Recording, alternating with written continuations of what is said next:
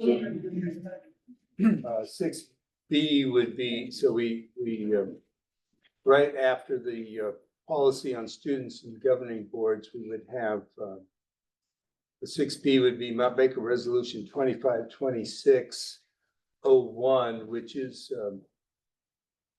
declaring an emergency waiving the requirements of two RCWs. And for repairs on the gym and HVAC system at Kendall. And I'll have a little bit more explanation. What's that? I'll have a little bit more explanation about Right, that. yeah, but I just wanted to make sure that I'm just getting it on the agenda. And then 6C would be an action item for the appointment of student representatives to the school board.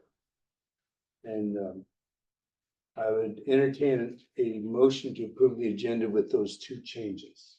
Motion to approve agenda with those two changes. Second. All those in favor? Aye. Thank you. So we'll start then. Next is public comments. Did anyone sign up, Tam?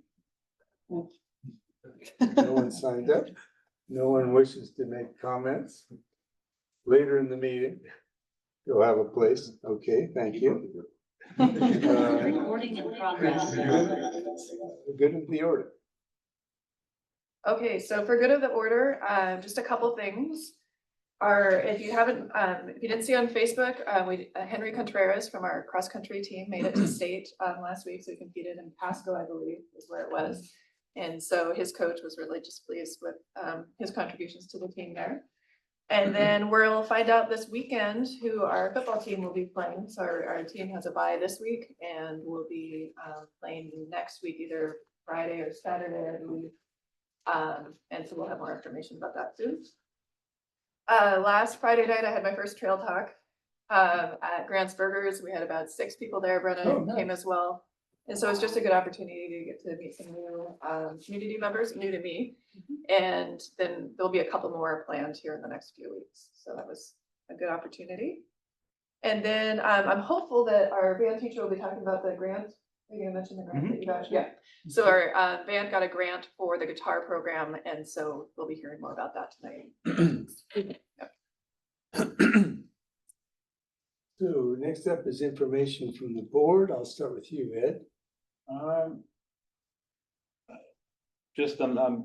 I'll be interested in our capital projects discussions come up. I know there's a lot of people in our community that are interested in that, so I think been talking with Jessica about that, and sure there'll be more, but on my radar. I don't have anything, thank you. Have you attended the theater yet? No, I'm gonna go this weekend. Yes. I don't really have a lot. We haven't talked much. We all had a great time with the high school and junior high walkthrough we did a while back, seeing the great things the principals have in place and the staff's doing. And we've heard more than once from numerous people, the energy felt great, and that's good to hear. So that's good. That's all I got. Yeah. I have a couple things. Last week I attended the Harmony Elementary Veterans Day Assembly, and there were other assemblies going on across the district last week as well. There was a lovely post about that. But I just wanted to comment on the one that I saw, and our music teacher, Jessica Rodriguez, did a wonderful job. All of our students in all grade levels performed really lovely songs, and I heard a lot of great feedback from the community afterward that people really love those Veterans Day assemblies, and seeing our students connect with veterans in the community is really heartfelt and meaningful for a lot of people. And it was a really moving set of performances. And then I also had the opportunity on November 3rd to attend the Scholarship Foundation meeting. Been kind of going periodically to that. And most of you, I think, know they're an independent nonprofit that raises funds, to create an endowment that gives scholarships to our graduating seniors. And last year, that foundation raised about 300, or not raised, but gave out $330,000 in scholarships to our graduating seniors. We have one of the strongest foundations in the county, and they make a big impact for our students.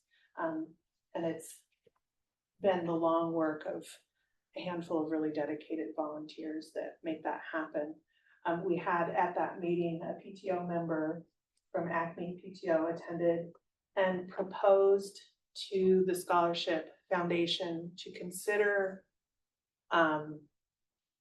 opening up their charge of what they do and consider having a foundation that's not just giving scholarships to students, but a foundation that could provide financial support to the district or whatever needs were determined.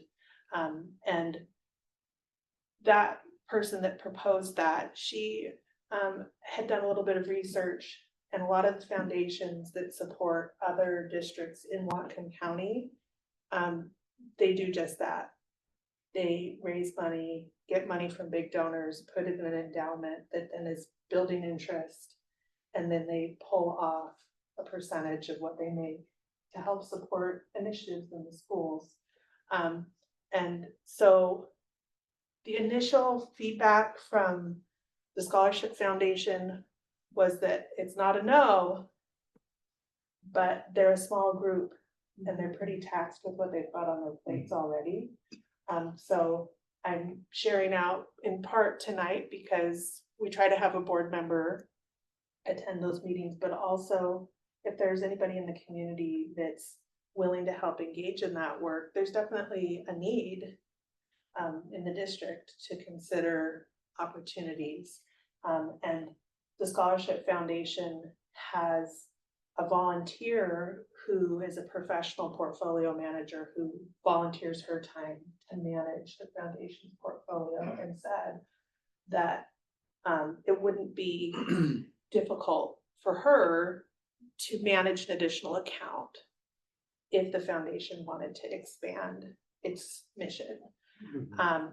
But I think they need volunteers to help make that happen. And we also talked a little bit about the overlap between our PTOs and PTAs and our athletic boosters and our FFA boosters, and how we've already got a lot of folks in the community who are raising money to support work that's going on in our schools, and how a broader foundation might need to partner with those other groups.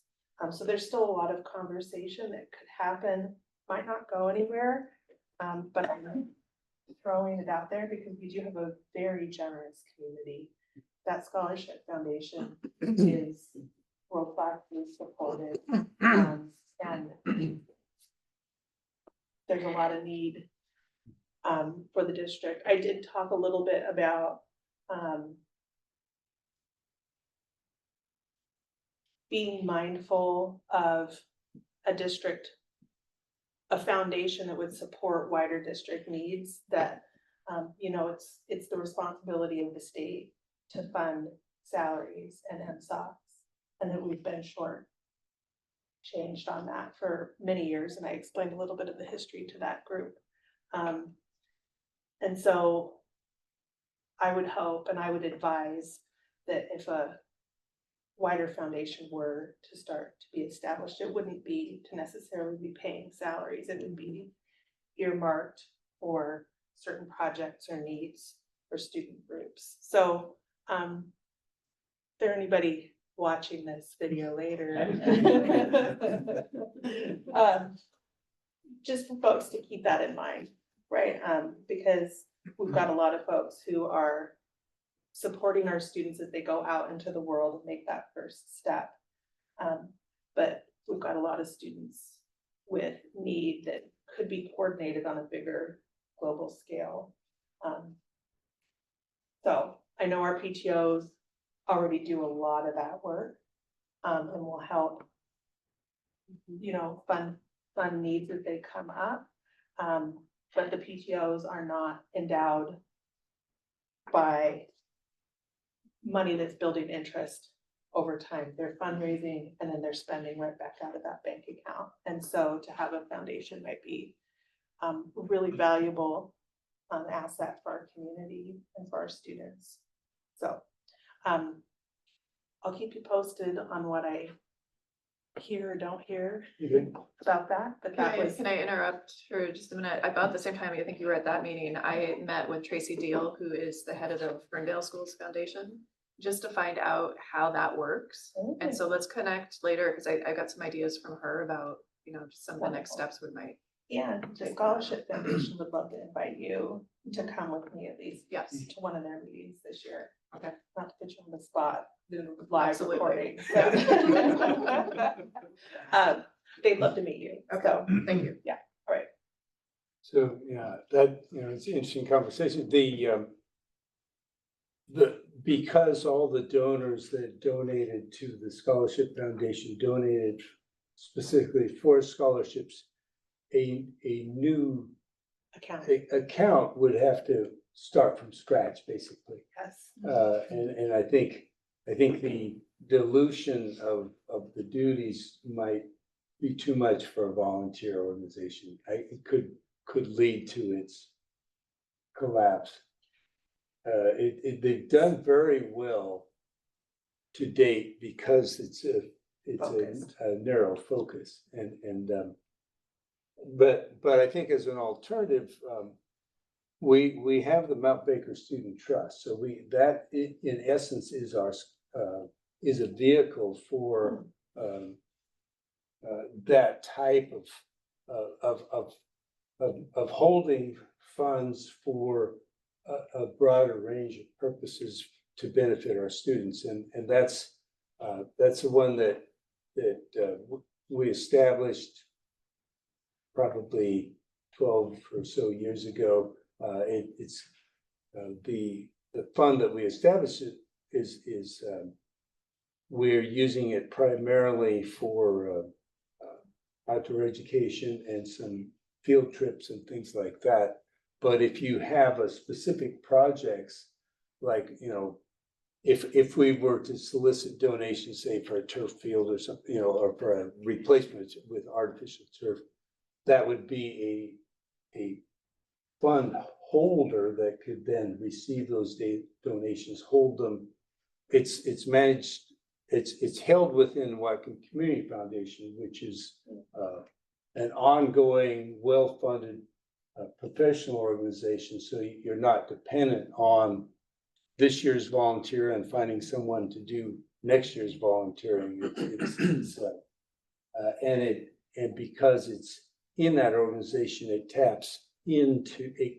has the capacity of tapping into far wealthier members of the broader community that are looking for things that because they have a big track record. I've been engaged with projects with Whatcom Community Foundation since they had less than $1 million, you know, a long time ago. And I don't know what the total amount they have now, but it's worked very well for our Mount Baker Student Trust. So I think if you want to connect me with, I will. I could go through that. That's, you know, I've been involved in a lot of nonprofits, and I've seen the strength and weaknesses over time, and kind of felt like if to the extent that you can have a structure that is easily sustained, it really benefits it. So for my own things this month, secondary visit, that was great. Thank you. We'll discuss that a little later, so I won't go into it so much. But I think that was an excellent opportunity for all of us and good discussions. Prior to that, I visited the ASB class and at their request and talking primarily about the legislative process and engagement on legislative issues, as well as soliciting, kind of what we did a few days later on getting an earful of what needs to be done and what we should be doing, which was great. So that was good. This month's Board of Natural Resources was, I'm gonna title it a real mess. It was probably the worst one I've seen. And it was very disappointing to me because the staff and the commissioner had brought forth timber sales finally after the 6-month pause that would be somewhat controversial. Superintendent Ragdoll has been opposing any older forest timber sale, just, I'm not gonna get into his reasons, but for whatever reasons. But he was joined this time by the new dean of agriculture from Washington State University. So people with ties to Washington State better. Anyway, so what happened was Cedar Woolley School District timber revenue was voted down at the meeting. I've never seen that happen where it came to when a timber sale has gotten up to that level so it hopefully will come back next month. There was one member missing, which would have given it enough pass had he been present, but we know what we go through and our dependence on those revenues. I'm not sure what their earnings was. I think it was their projected revenue from this was probably in the range of $500,000. Loss like that. So it's hopefully we can get the new member educated, but it was very hard for me to watch. I was able to testify there before then, but it didn't. I didn't anticipate him doing that. Anyway, keep at it. And then later at the excuse me, at the end of the meeting, we'll have a chance to kind of preview the WASDA annual conference. So we'll do that later. Next up is the consent agenda. Entertain a motion to approve the consent agenda. Motion to approve consent agenda, second. All those in favor? Aye. Aye, thank you. And then superintendent informational items, you have. more on I that? wrote them down today so that it'd be a little bit easier to understand because I have a lot of information. The first is just a very simple update to our binding conditions letter. I linked it there. It's also on our website now. The only change is that we're now giving the reports that we give to the school board, to the state and to the ESD 2 days before the board meeting instead of a week before the board meeting. So they've been pleased with the level of information we've been giving them, and that just helps us out administratively a little bit to have a little bit more time to prepare things before a board meeting. So that's the only change to the letter. Everything else is the same. The next, I just want to give the board a heads up about 2 reports that we'll be giving you at the December 11th board meeting. Part of the reason I'm letting you know this now is that we intend to give you the content of those reports before the end of this month, so that you'll have time to review them, and then we'll talk through them at the board meeting. But Gitana and I are going to talk about an end of year budget update that will include information on the fund balance, enrollment, and cash flow. And then Shannon Richardson and I will be talking about capital projects facility overview that will include a detailed list of the projects, scope and cost, information about the budget so far this year, and then different grants that we're pursuing within that. So be looking for that before the end of the month, and then you'll have plenty of time to digest that before the December 11th meeting. I do want to give you a little bit of overview though about some of the capital projects grants, because there's been a lot of activity within the last couple of weeks. And we're just happy that there is movement on a few things. So I'm gonna describe them for you here. The ones in green are ones you've heard about before, and we've had, we've known about, but we're finally getting access to that money and or we're making forward motion or forward progress on them. The first is the Kendall Fire Suppression Grant that we have. It's an urgent repair grant, 500,000. We know we'll probably need to match that at about 500,000 out of our own capital project fund. That was something that was, I think, before Nick and Brian left, was slated to start this last summer, but not everything was in place for that to actually get started. And so we've been working with, I'm a little confused about that. I Yeah. thought the whole project was around 500,000. no, it's gonna be about $1 million. Really? Yeah. Okay. Am I the only one that remembers 500? Maybe Okay, it was so- that there was a grant for 500,000 Yeah. and then, but I don't. Okay. Yeah. I don't really remember. Well, and we were considering getting started with that during the school year because we want to get that fixed. It would have meant displacing classrooms as we were going through the building. Well, not we, but as they were going through the building and doing that fix. The fire department and the contractor who we're working with, we're also working with Tex Lattice from the ESD. And between the three of them, they are recommending that we wait until June to get that done. And they say that they can get it done by August. So when we start school next fall, that would be completed. The Acme Modernization Grant, this was the distressed schools grant. I've given the board a little bit of a heads up about a change that we're wanting to do with this, and I did hear back from Senator Shoemake, and she's in favor of the change. So we are going to do the annex. Well, the annex flooring is already completed, and then we're looking at using the remainder of that money to construct an outdoor learning space in the area where that the portable was slated to go. And part of the reason is we don't need that portable as a classroom, dedicated classroom space the way we thought we would. And we can use that money for other things that is dearly needed at that school, replacing the ramps and railings and all of those portables in the annex building. There's roof repairs that are needed. And then if we do surplus that portable that's been in storage for the last, I don't know, is it 3 years now? As long as I've been on the board. The people who have been holding it for us think that we could probably get about $75,000 to $80,000 for it. So we'll have to go through a surplus process, and that would be something we'll talk about at the next board meeting to finalize. But that's a motion we're going, or direction we're going with that. The two grants that are in yellow, they're yellow because they're not, the funding is not secured for them yet. The gym roof of the 800 building was leaking kind of bad at the beginning of the summer. It's leaking really bad right now. And so we've put in for an emergency repair grant for that. The HVAC controls at Kendall are also completely not working. Luckily the heat is on, but we're afraid that if we turn the heat off, we wouldn't be able to get it back on again. So we need to get that replaced.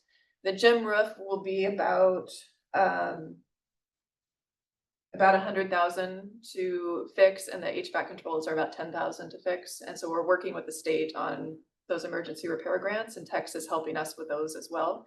The resolution that was added to the agenda is part of the requirement of applying for that grant. So the board has to declare that, yes, we're in an emergency situation with both of these projects, and that clears the way for the grant. We also just yesterday applied for a safety grant that was closed yesterday. And so there were a couple of fencing projects, both at Harmony and Kendall, to make their playground areas safer, that grant would pay for. If we were to get that, it would be about $150,000. Is it just around the playground or between the school property and the Kendall Highway?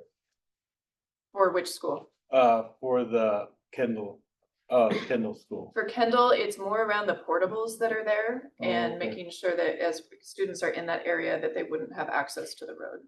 I see.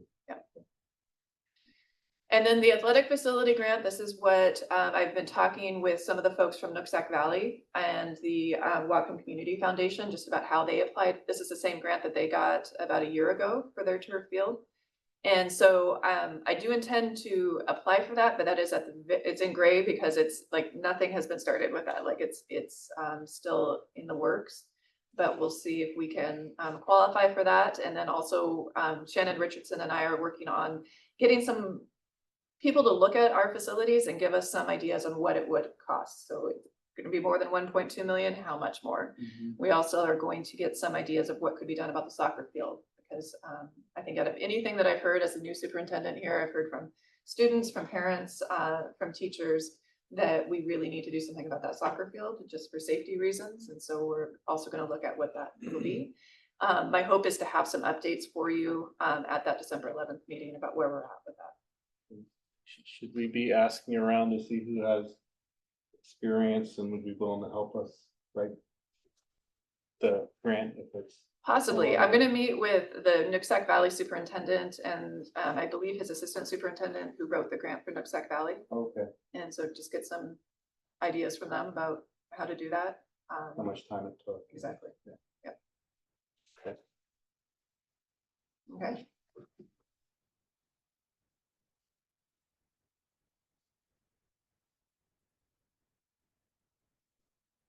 That's all. That's all. Okay, well, thank you. Those are good, it's good progress on the things. Next up is our secondary principals presentation. So do you want to? Do we want to do the music presentation first? Would you be okay if we do that first? Yeah, let's start with the band and choir presentation again. I appreciate that. I've got a 3 and a 5-year-old and Yeah. I'll work bedtime after this.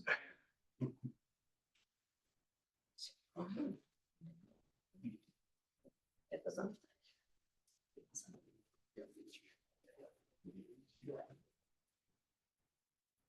Here we go.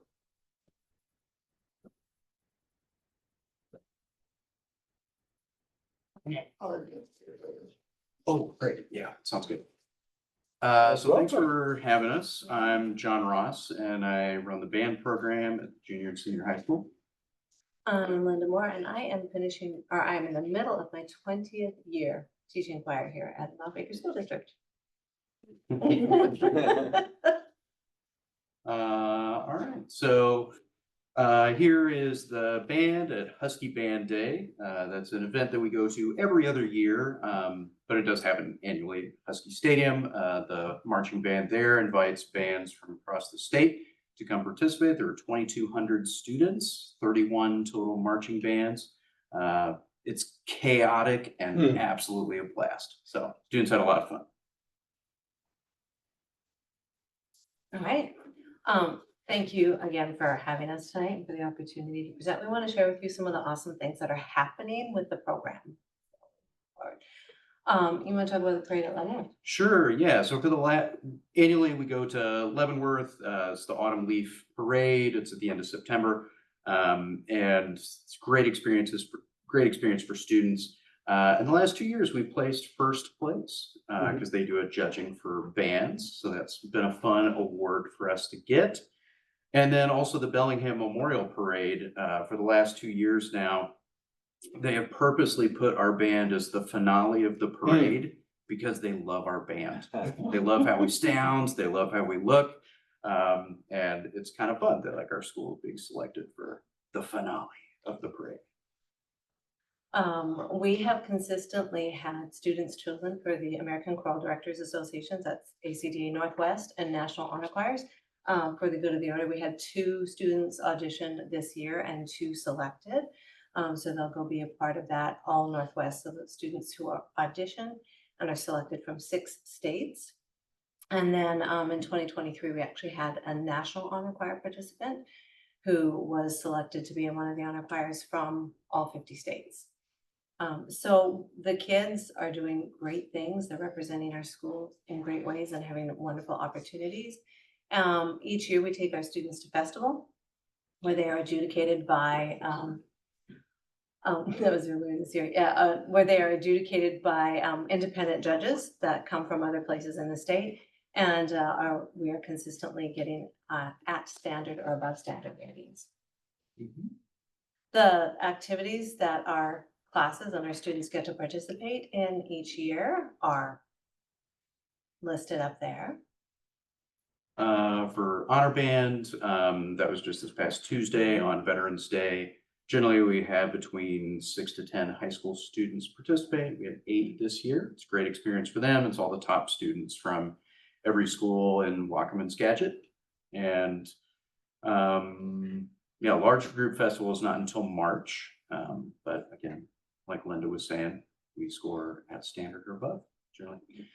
Trips, for the band, you know, we're sticking to, if it ain't broke, don't fix it. We're still doing the Victoria trip, still doing the California trip. We just went last spring. For those of you who were on the board last spring, thank you for helping us get through all that process. I appreciate that. If I can step in, I think we've appreciated the activities of the band so long that I think that we wanted to make it work too. I appreciate It's a that, yeah. two-way street. Yes. We'll go to the next slide. Yeah, sure. All right. Ways that we provide enrichment for students are solo and ensemble festival. We have students that can apply for that or participate in that. Visiting conductors and then our regional honor groups, which allow students who want to push themselves a little bit farther to have that opportunity to do so. That's a picture from the Leavenworth Parade. And that is not a cloudy day. That was all forest fire smoke. That's great. Thanks. So our groups participate in a lot of community outreach. We're definitely a forward-facing part of the school, as I'm sure you're aware. For the band, you know, we play at the football games, the basketball games. We play at every pep assembly for the school. We do parades. We go to the playoff games. Senior Family Appreciation, the jazz band plays. It's not listed there, but the Jazz Dessert is another community event where we provide entertainment at the end of February. We play at graduation, and we play around markets. And then same thing, the choir performed at 51 Plus reunion earlier this year. We are scheduled for the holiday at the Port Deming Library. Everson Lions Club has reached out, and then we are going to be singing at more home games and also the Senior Family Appreciation and graduation as well. We really work hard to prepare our students to participate and be successful in college. So this is a display that's up in the choir room, and it's got names of, just since I've been here, students who have participated, gotten scholarships, sung in college, current and former students. This is just a list of students from the band program that have gone on to be involved in music after they've graduated. Ebony Bohe, she was a cymbal player in the UW marching band. Even this year is actually her last year doing it. She went all 4 years. Taylor Norris is actually studying to be a music teacher. Let's see. Sophia this past year received a scholarship to play trombone at PLU.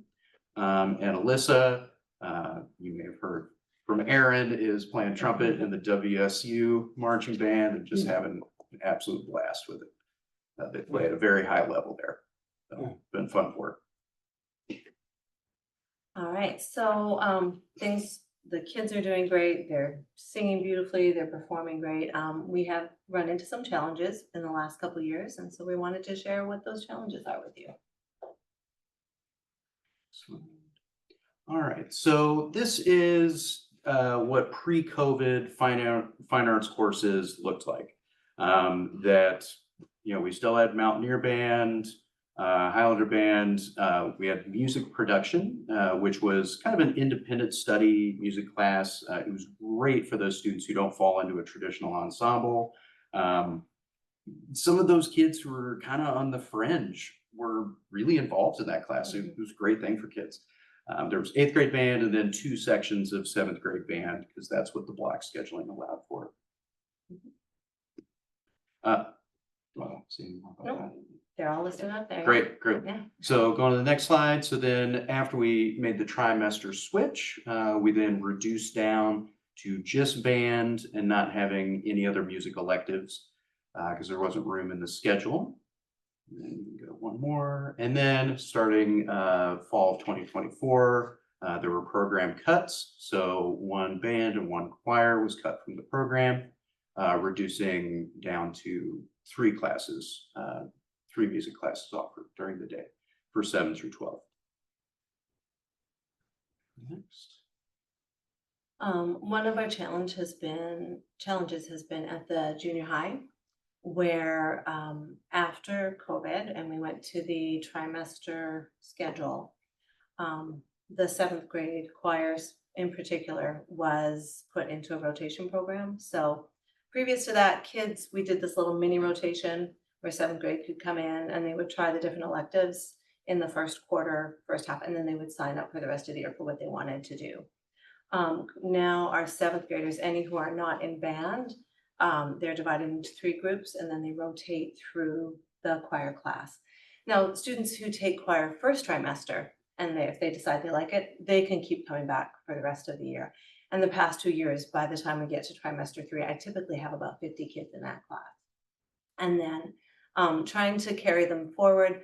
This year, we've gotten that figured out, but in the previous 2 years, even those kids who wanted to take choir all year in 8th grade, there was just kids coming in and out, some who wanted to be there, some who there wasn't a different place to, or any other place to put them, so we put them into choir for sometimes showing up in trimester 3, where the rest of the class then has a certain skill set that's been developed. So that's been a bit of a challenge for continuity, as well as just kind of the messaging with students on that it's not something you continue with, that you pop in and out. And so part of them continuing on and then building the program up for high school is them having that experience of you're in this, you go and you have all these opportunities. You go to festival in March, you can be part of school ensemble if you want to. There's honor festival in spring for junior high. So there's a lot of things that they could participate in if they had year-long access.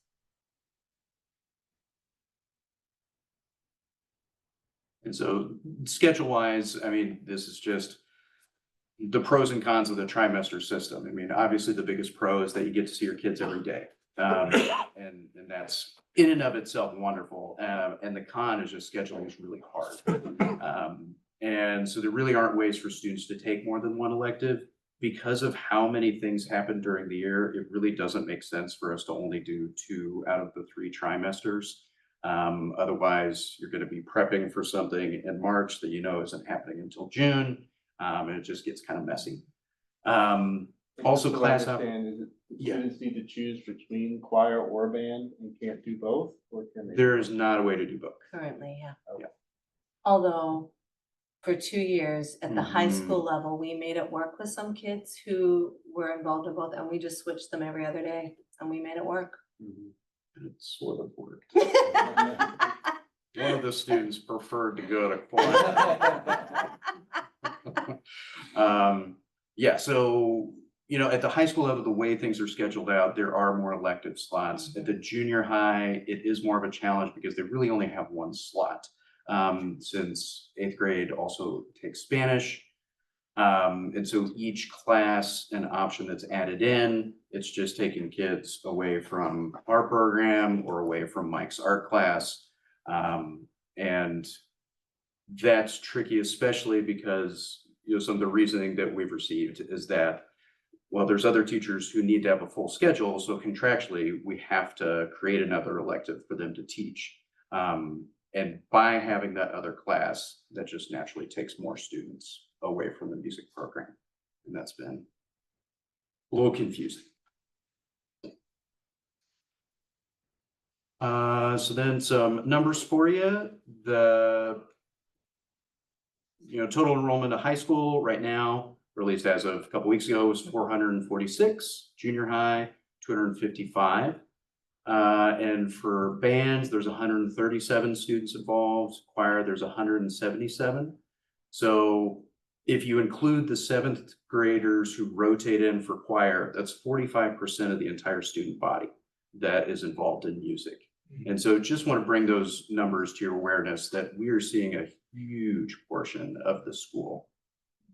And then 30% of students are those who are like, I want choir all year, I want band all year, or like we're doing with the 8th grade this year, kids who that's their thing, then they're going to be with me trimester 2 and 3. So we've got that figured out. It's like, yes, they're excited. And 40 of them. Okay, Monday. All right. Second headwind that we sort of unexpectedly ran into. So some historical context: for the past 40 years, the school district really supported music through transportation, subs for field trips, instrument repair, instructional supplies, and then entry fees for our large group festival and for parades. Next slide, please. Then at the start of 2024-25, we were informed that there was no money budgeted for music, and that the building budgets were administered by the district office. And I found that out when I'm like, can I order some music? It's like, nope. Matt met with Nick, and funding was provided for activities last year. And then we really kept track of what are all the things we do, what have we historically done, and the cost for all of those things. When you say no money budgeted, that was relative to that previous list. The Yes. slide before. Yeah, yeah. There's, like, I went to take kids to an event and was said, well, who's paying for your sub? Who's paying for your transportation? Like, those were the questions that were asked to me. And yeah, so, you want to take the next one? Sure, yeah. So last spring, a group of students, mostly from ASB, they took it upon themselves, like, hey, we want to advocate more for the music and drama program. They met with both Nick and Brian multiple times to talk about their concerns. And to be clear, this was not something initiated by Linda and I. It was We just, found out about it after the fact. Yeah. that is true. That's another story. But promises were made to these students.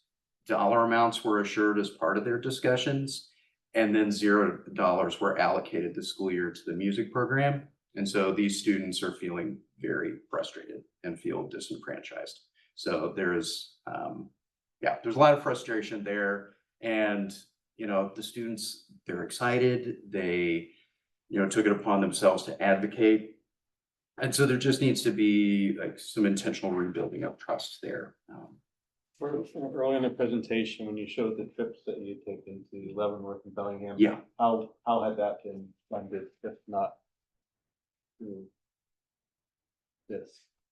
You mean, how were they funded last year? Yeah, was Or those historically? just, Historically, well, I assume that the photos were pretty recent, or are they?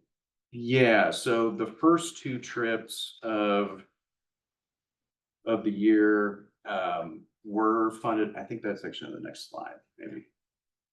Yeah. Yeah, okay. So, yes, we found out after the band had already gone to Husky Band Day that there were $0 allocated for any music activities for the year. Which means that, at least on the band side of things, we've already had to pull $3,500 from the ASB account, which was money raised by the community, which was already earmarked for other things. And then I imagine you. have yeah, used any so ASB choir. we went, we had planned some trips and some of it, like, the kids had fundraised for. And then we found out that there was nothing there. We met with Superintendent Schenk, and we were able to say, okay, we have this much that will cover this first thing that you've done. Okay. But now moving forward for the rest of the year, we have no idea where any funding is going to come from. So for my students this year who made All Northwest, the families are paying for their transportation, for their lodging, and I'm working on finding a way to pay for their participation fees. Okay. Next slide. So yeah, just as of now, there's no clarity on how things will be paid for going forward. I know there's ideas but just nothing is clear. The costs have been shifted to students and families, which does further limit access. And according to the Washington State House, if we offer an activity with one student, we are legally obligated to offer it to all of them. And so in order to Can we be go in back to the compliance. list of events? I just saw, I wanted to just have an Sure. idea of the things that we're talking about here. I think it's towards the beginning. Is that it?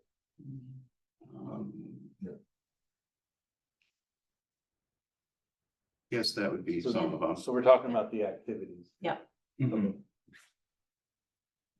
Now, to be clear, any of the trips like that has always been something outside of, like the school doesn't pay for any of that. So the Victoria trip, the Victoria California Victoria trip, trip. California trip, that was Okay. all community funded entirely.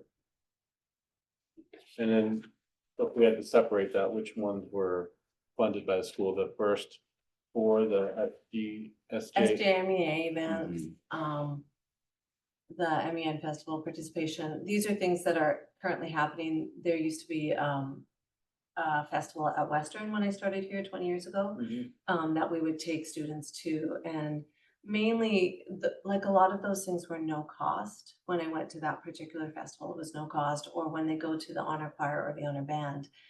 Students pay their own participation fee, but the district typically supported us in transportation. Mhm. And then if we needed a sub, they would cover that. For the Seattle trip, choir exchanges, college visits, the district would pay for transportation, or if I needed a sub, again, those were no fee items.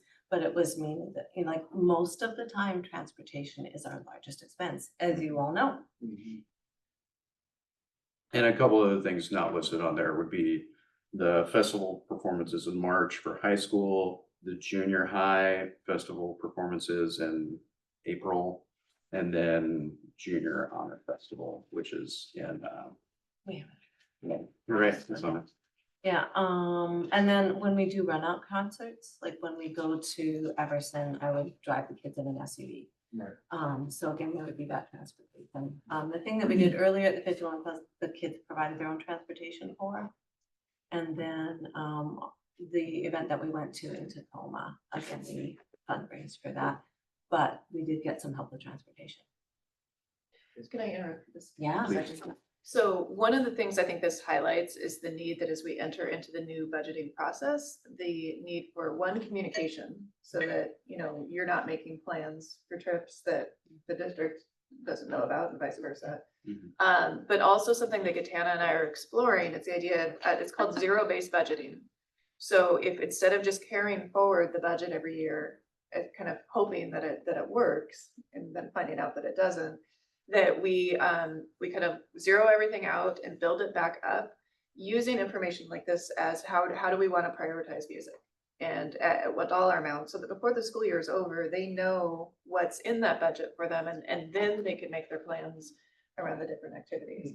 And it may not be as much as you would hope, but at least you would know that We and would be able to know. make plans for Yeah. that. And the same would be of all different departments and activities and budgets between the different schools.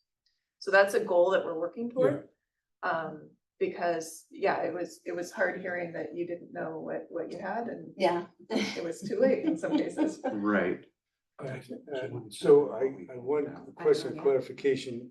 The 24-25 budget at first was zero and then was backfilled to how much, what was it?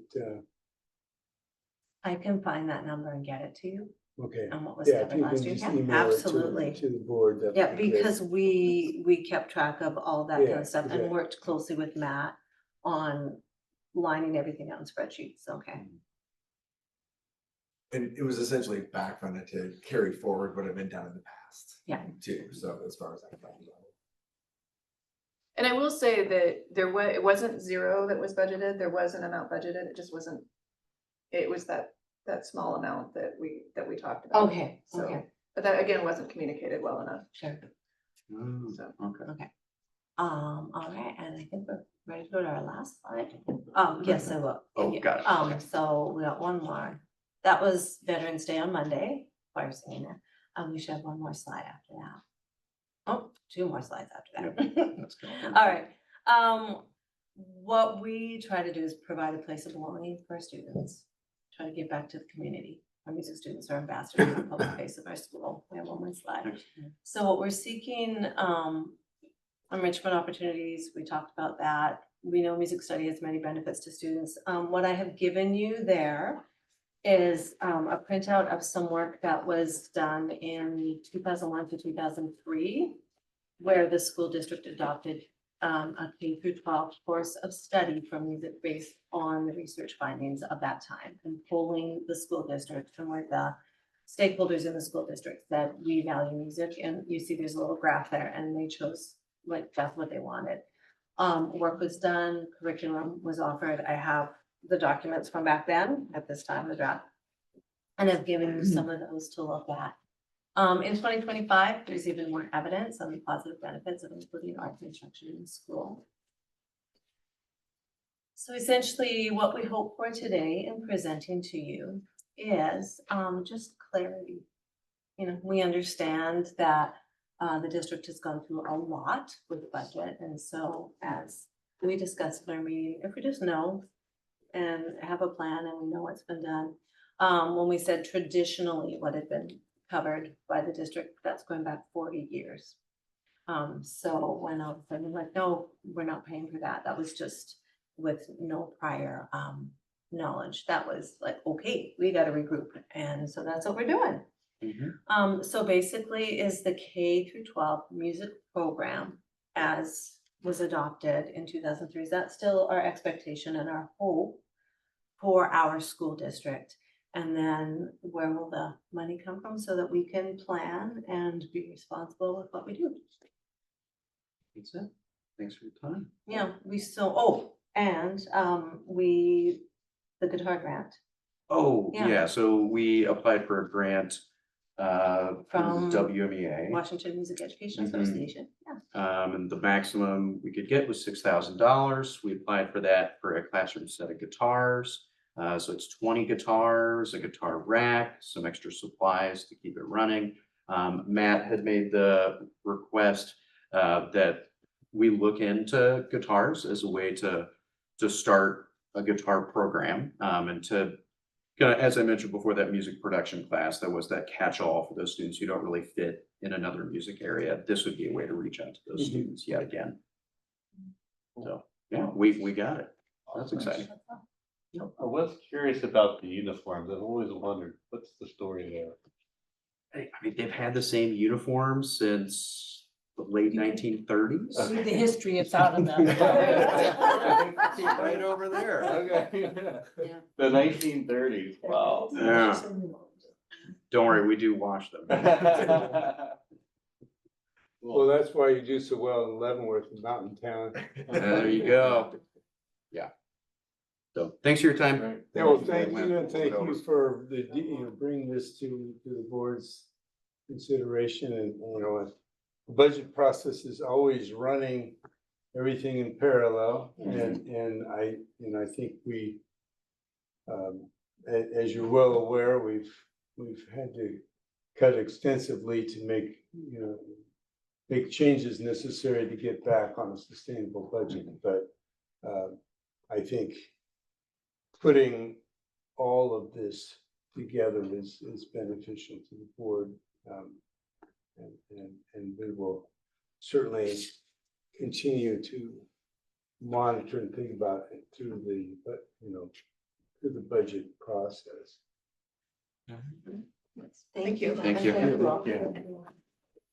I will say one time, I've had conversations with school board members throughout the state over the years, and had a conversation with a board member that said they were planning to cut their music program because of the to conserve budget, conserve district funds, and I said, look, you got a band class, and you've got 40 or 50 kids with one teacher during the band class. That's cheaper per student than any of the other classes we run.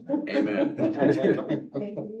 And so he decided, oh, okay, maybe we shouldn't cut it. So that's the kind of conversation we want to.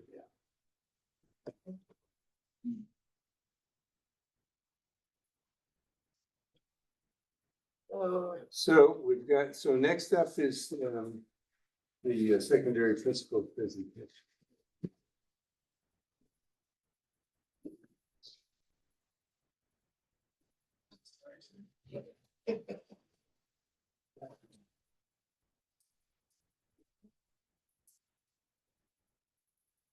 Well, welcome again. Yes. This presentation is gonna really mirror what you saw with the elementary presentation. So Bridget and I are gonna do the introduction around some of the data, and then we'll turn it over to Troy and Matt to give you more information about what you saw in your site visit a couple weeks ago. Was it just a couple weeks ago? Yeah. Seems like a long Yeah. time ago. Okay, this was the leadership and learning matrix that I shared last time around how the work that we're doing at the building levels, supporting the principals, is around making sure that things that we're doing are very intentional, that we're getting the outcomes that we want. And if we don't get the outcomes that we want, we know why that happened and we can pivot and make shifts and changes. And so I'm gonna turn it over to Bridget, where she's got some slides around assessment. Yeah, just a reminder, we talked about this with the elementary team as well, why we assess, right? Sometimes it feels that that's all we're doing is assessing. I think definitely at secondary, there's been work towards why are we doing that and understanding. So just some reminders, it's to support learning and equity. We want to identify authentic student needs, guiding the MTSS process and instruction, and there are requirements. Sometimes we just have to do those state and federally mandated assessments. 7-12, there's common assessments we're using. This is our first year, as you know, with iReady. There's common classrooms assessments, and then there's the mandated Smarter Balance and the Washington Comprehensive Assessment of Science that are mandated. And then at the high school, there are the different graduation pathways that students can engage in for their pathway for graduation. Again, the data is used. Our principals are using the data for instructional planning and interventions, monitoring progress towards the school improvement goals, ensuring that there's equitable access to pathways so students can navigate that with their high school and beyond plan. And then for families and the state to know, how is their student doing? And what is that partnership at the school level with families and students? So I'm gonna just go over a very high level overview of some of the Smarter Balanced assessment scores for 7th, 8th, and 10th. And so the red bars are Mount Baker scores and the gray is the state. And I think it's important to note that especially in middle school, and it's not just in Mount Baker, but scores tend to dip at the middle school level. I think it has a lot to do with the age, just the development, and then they rebound at the high school level. And so you see that evidenced here as well. These scores are also taking, so the ESPA is scored on a 1, 2, 3, 4 basis. And so these are a combination of the students that are scoring a 3 and a 4 combined. I think when the high school, when Matt talks about his scores, he's also going to talk about level 2s are combined in. And the state's kind of reporting things both ways. So if you look at the state report card, you'll see that they give you a percentage of levels 3 and 4. They also give you a percentage of 2, 3, 4, because level 2s are also showing success as they get out of high school and moving into college as well. Over time, you can see how Mount Baker has performed since 2020. 8th grade's been up and down a little bit. That's okay. So hopefully we're on the upward slope again as we go forward. And high school ELA, you can see is right there where the state is at as well. Math, just like in the elementary level when we talked last time, is where we need to see, in my opinion, the most growth. But you'll also note that at the state level, overall the state, math is also lower. And this is something that Superintendent Reichdahl and OSPI have also addressed as a statewide need to address math scores more intentionally. And then those same scores over time. And that's something that, as we've talked about our school improvement plans and looking at data, starting to look at what is it that we want to look at math. You know, it's more than just saying we need to do better in math, but let's break down what the different skills are, where are the different areas where we are seeing that students are needing support. So that's part of our ongoing work right now. Have the standards for grade level changed much over the years? This, not in the last 10 years. They've been pretty stable over the last 10 years.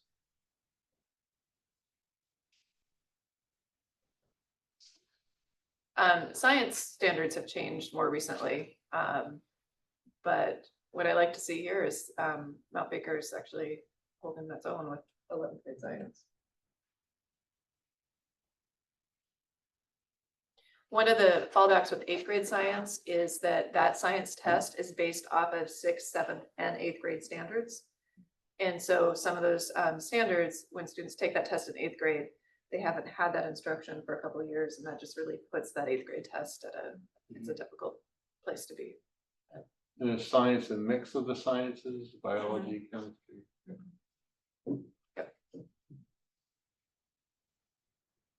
Okay, but that's not the only data point we look at. There's other diagnostic testing that we do as well. And so for our first year of using iReady, similar to what we did with elementary, we have our percentages of mid in the green on the far left, mid or above grade level at 11%, and this is for ELA. And then early on grade level, 70%. You can see that as you move over to grade levels below 12%, and 3 or more grade levels below 37%. First time the diagnostic was done, this junior high will be doing this again in December. And so we'll have another data point at that point. For math, same pattern. Got some ups and downs there. But That says K6 at the top, but Oh. that's supposed to be 9th, right? Yeah. Okay. You're 7, 8. Or 7, 8. Yeah.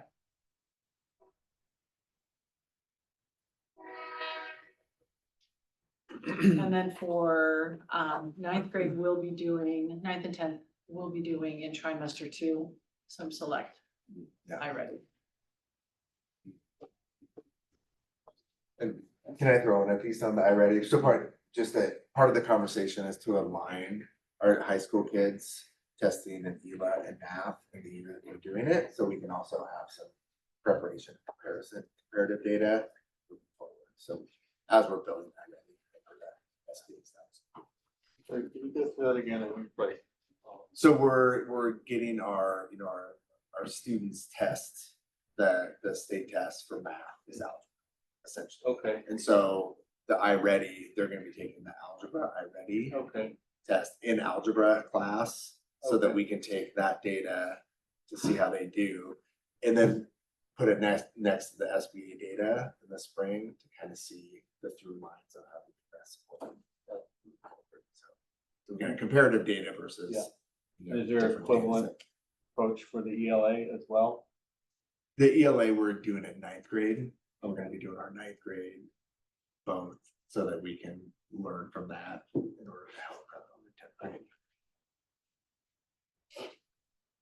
And then for graduation rates, this is a slide that Matt shared with you during our site visit, and I'm just putting it here as a reference, and he's going to speak more to it.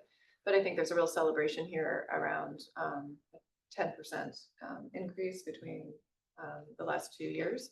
And so we're on the upward trend, and I'm really encouraged by the things that I'm hearing Matt and his team talk about, because they're being very intentional about targeting students, knowing them by name, knowing what their stories are and what their needs are, so that we can move that line up.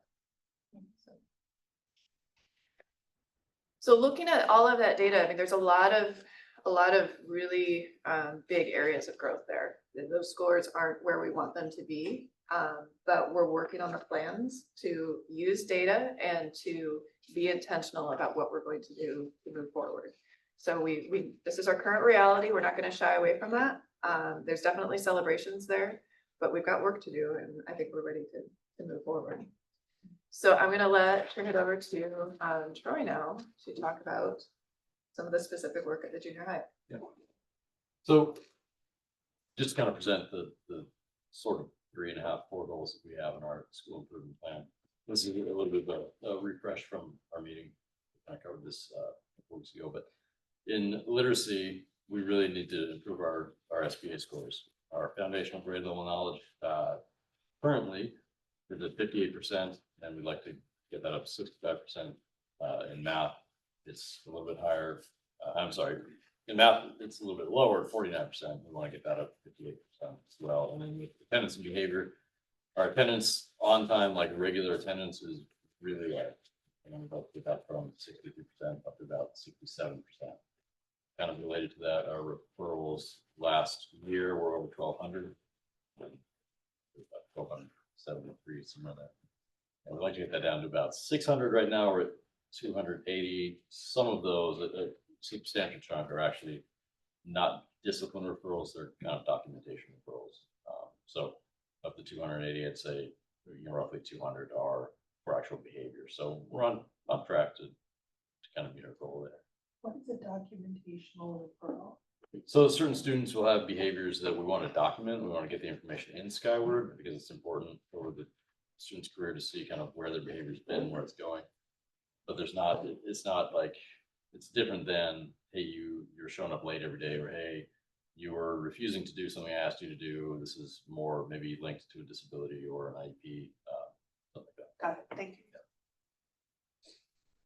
So specifically, kind of what are we doing right now? Troy, back. Yeah. Back one slide, on the attendance rate, have you been able to compare our attendance rate with our peers in other districts? Yeah, and I can share from the report card. I spent a lot of this last summer going over OSPI data from Right, kind of yeah. neighboring. And I would say ours is worse, but not by long shots. I mean, when I look at districts from Whatcom County, throughout Whatcom County, we're in the neighborhood, test scores, discipline, attendance, things like that. But our attendance rates are, I would say, poorer than most. And there are a lot of course, contributing factors to that, but yeah, it's certainly a challenge. It's hard to educate kids if they're not here.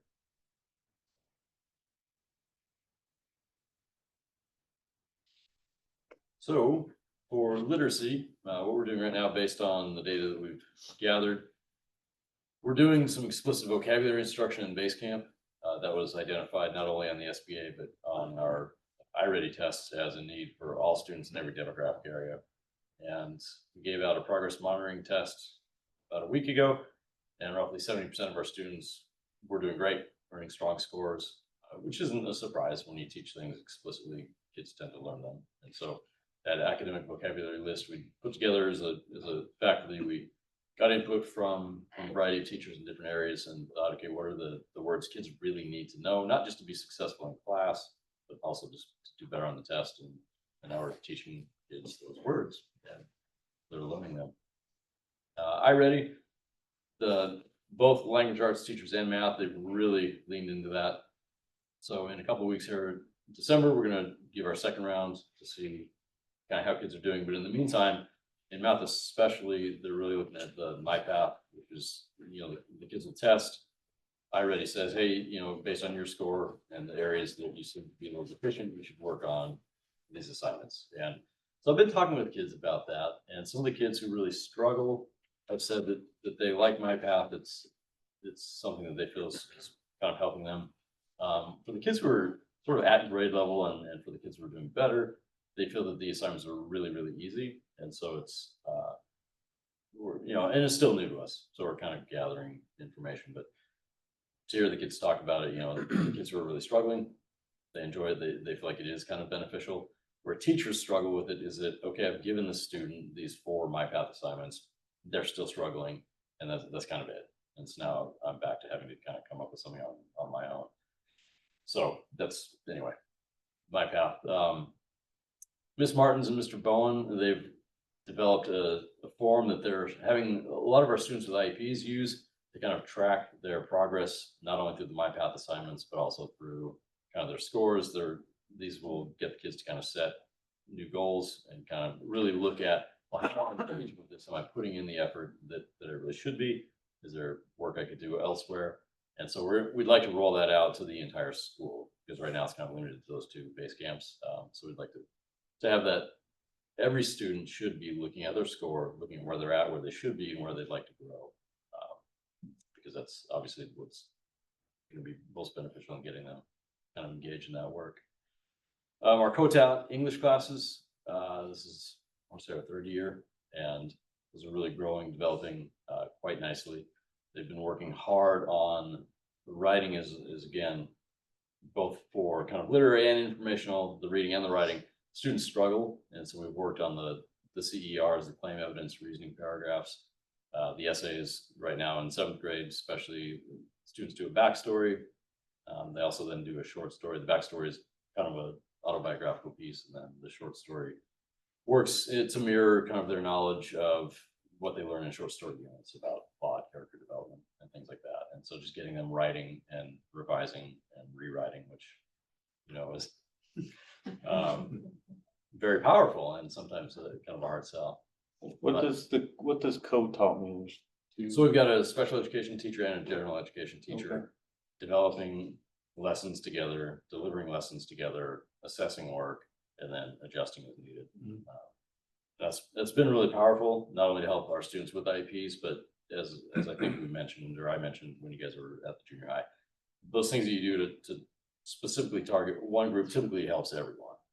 And so having two teachers developing, delivering, and then assessing the work has been powerful. And so we're starting to see a lot of growth. Is the autobiographical like their, I guess, where they've gotten to that point as well as where they would like to go in the future, or is it more focused on the past or? This is more kind of their backstory. Hey, what brought you to this point in time? So is that the growth monitoring, is that like a listing of the building blocks of skills, or is that more your testing results?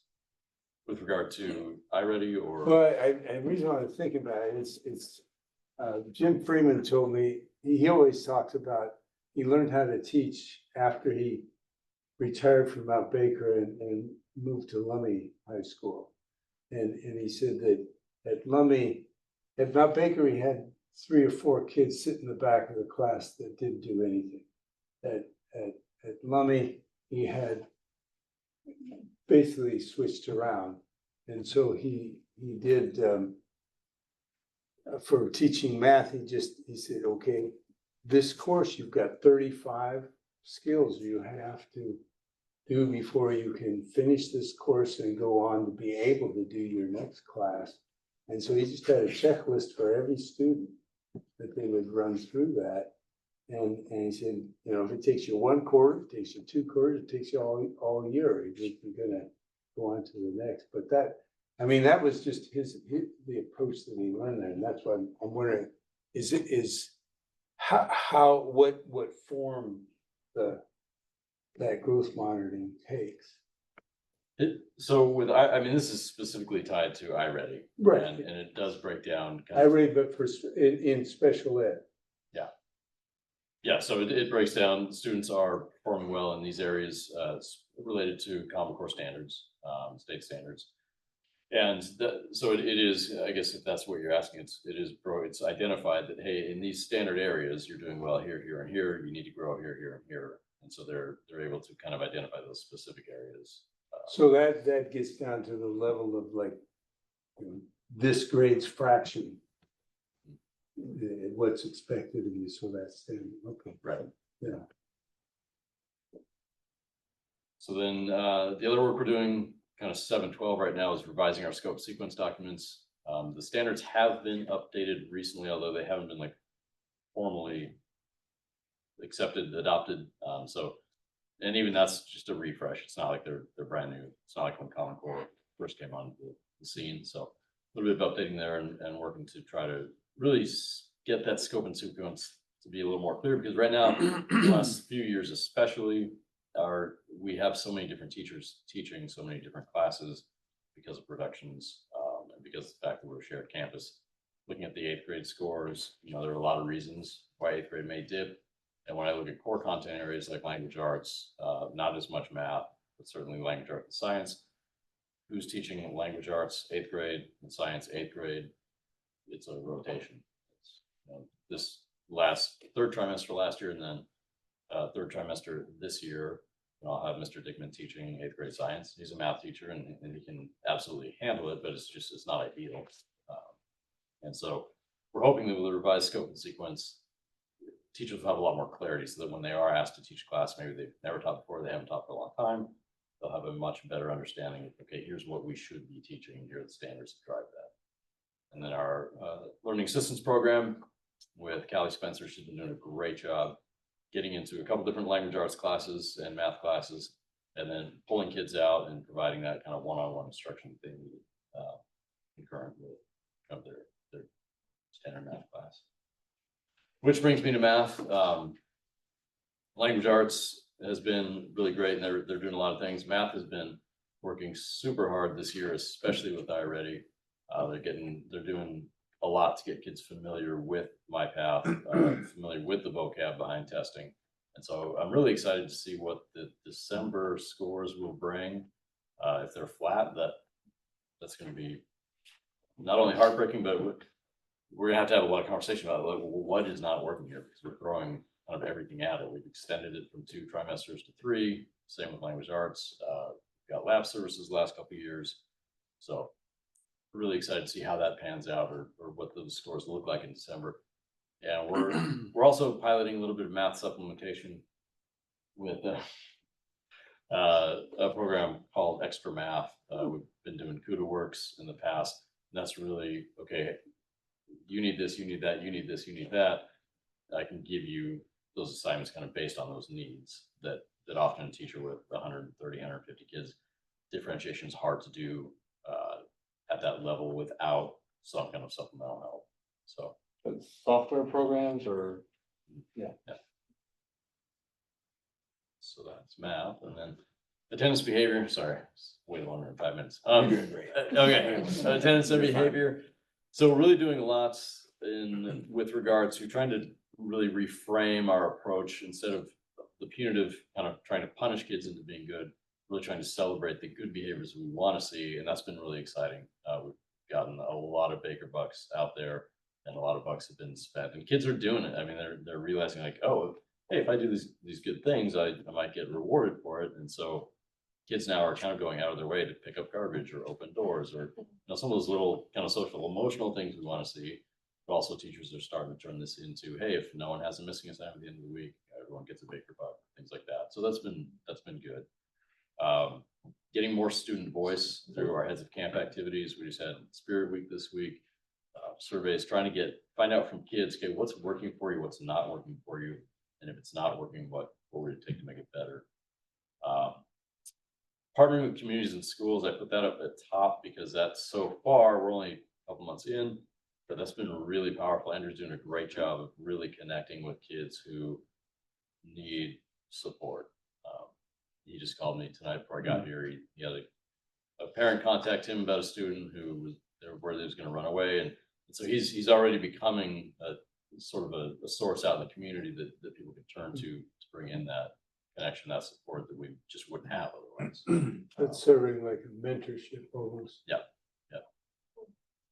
If you guys would like to learn more about communities and schools, I can definitely have him. We can come present. I'm sure he'd be more than happy to do that. And then, yeah, that's kind of it for junior high. Any questions on junior high before we on to high school? But it would be interesting to see the data on the case load that the community and schools person is tracking. To sort of see that pulled out. And they have the communities and schools department has a huge data requirement. So that'll be there. Because each of our communities and schools people, they have an action plan that was approved by each principal. So maybe that would be a good kind of basis of a presentation, and I could tell you how it's going. What they're seeing. I'm glad to hear that so far sounds like it's a powerful resource. Yep.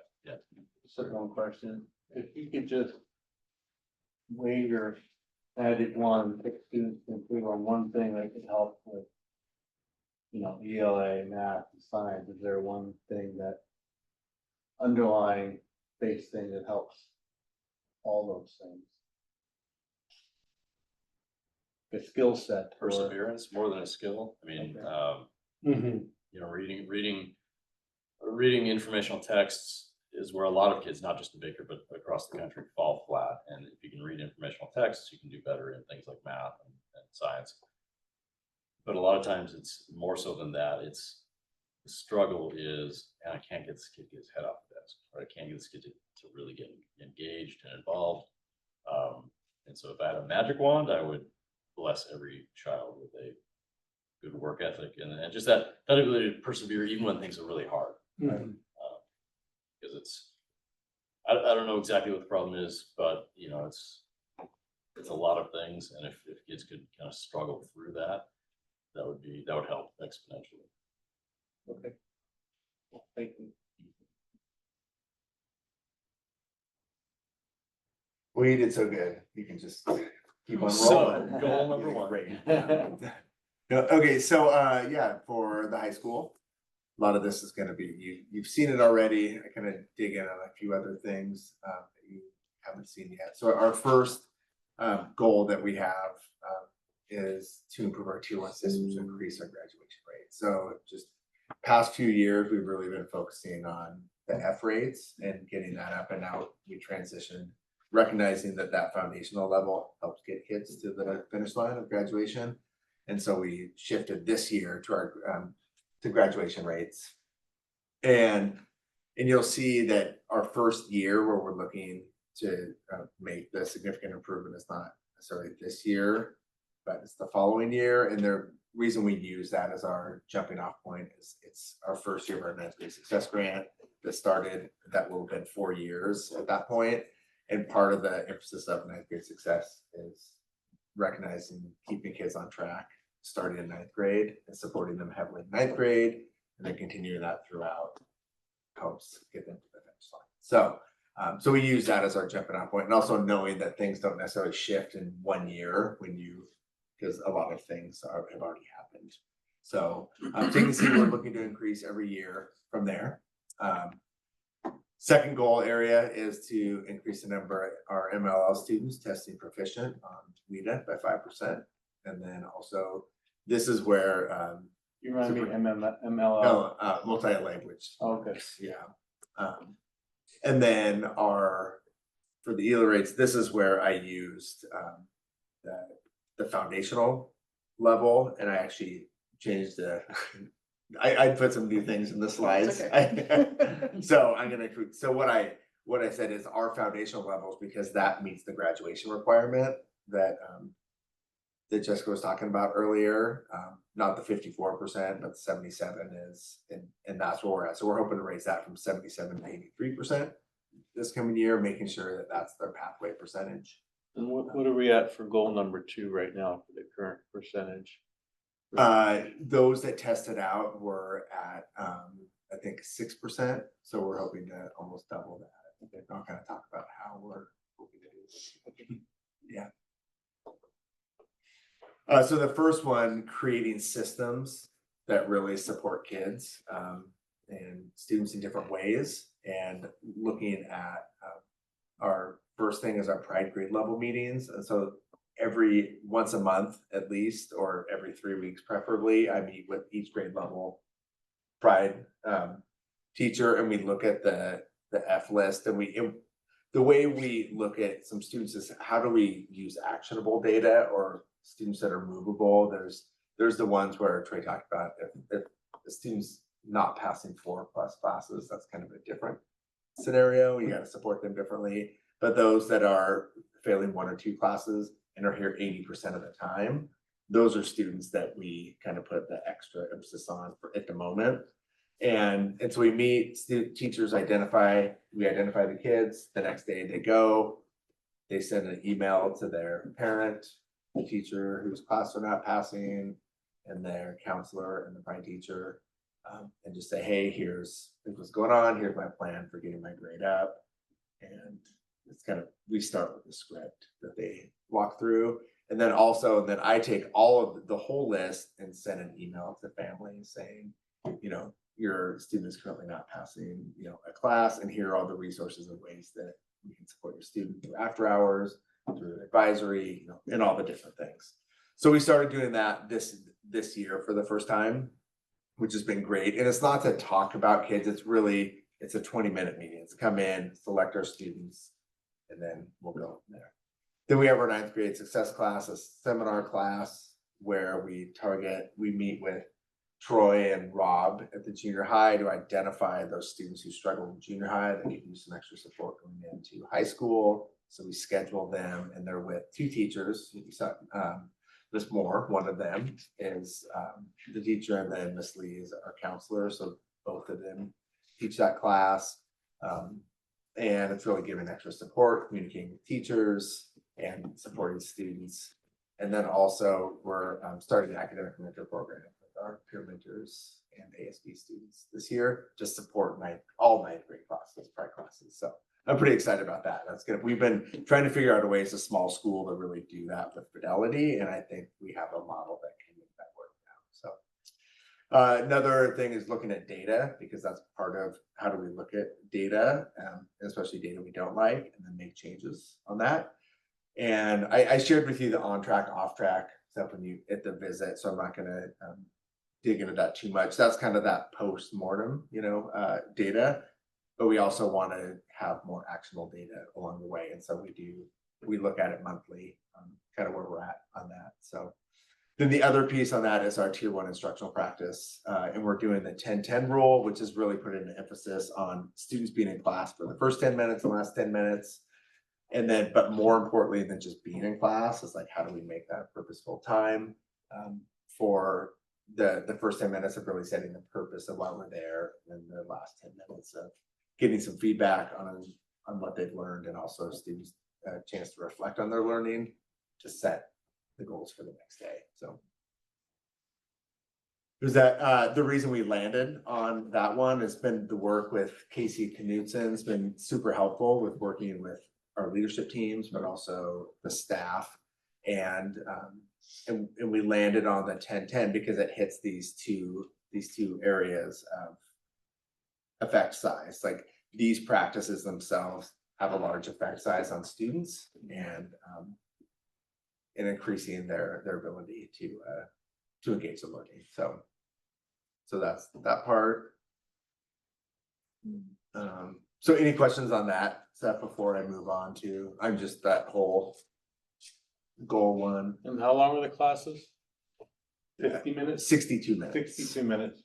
Okay. 55 on a release or a late arrival day. Any early results or feedback on the 10-10 approach? No, we've I think what has been interesting in the conversations that have been happening is one of the things teachers realized is like the last 10 minutes has been challenging because you set the purpose. That's something that our teachers do a really good job of setting the purpose, but then it's work time, right? And so how do you find that time to stop and circle back and assure that they actually got out of the lesson what we wanted them to? And so that's been, I think the feedback is the recognition that is an area that we're going to work on. So that's what we're going to do. As far as students being in class the first 10 and last 10, that it's never been much of an issue. Like some schools have used this as a way to reduce tardies, but we just don't have that as a problem. It was really based around, these are important times in the class period. You need to be in class during those. Right. We had the request for an open campus at our ASB visit, and probably increase your targets. Yes. Yes, it would. Yeah. It fell, at least for my part, on deaf ears, but. Yeah. But that last 10 minutes is really crucial for finding out if they got what you wanted them to get, because I can't tell you how many times my students are nodding along, and then I ask a targeted question to see if they really got it, and they didn't. And if I had just gone on the affective response, I would have thought, I did it, we had a great class, they all learned it, and they didn't. Yeah. Right? And so it can be really deceiving. You set that plan, you go through with it, they're giving you the smiles and they're nodding along, and really it's just that they're like, Instead of to prove it to me. Then right, but to prove it to yeah. me shows you so that you can pivot the next day. Exactly. Yeah. In a way that's really targeted and meaningful. So I'm excited to see how that plays out. Yeah, me too. I actually saw, because we're part of it is the staff just takes some time to learn together on how do you set the purpose, because they've all done it for years, and we have a very veteran staff, so they've been doing these things for years. But to get some different ways of doing things and learn from each other has been really powerful. And I actually saw it the other day, just one teacher, a lot of them do the attendance question that's focused on what's gonna come, kind of a preview or review from the day before. But they asked it at the beginning, and then they asked the exact same question at the end. So there's a lot, so it's starting to play with different ways of how you do that makes sense in the lesson. So, yeah, so it's exciting, it's good stuff. They asked the question beginning without giving the answer.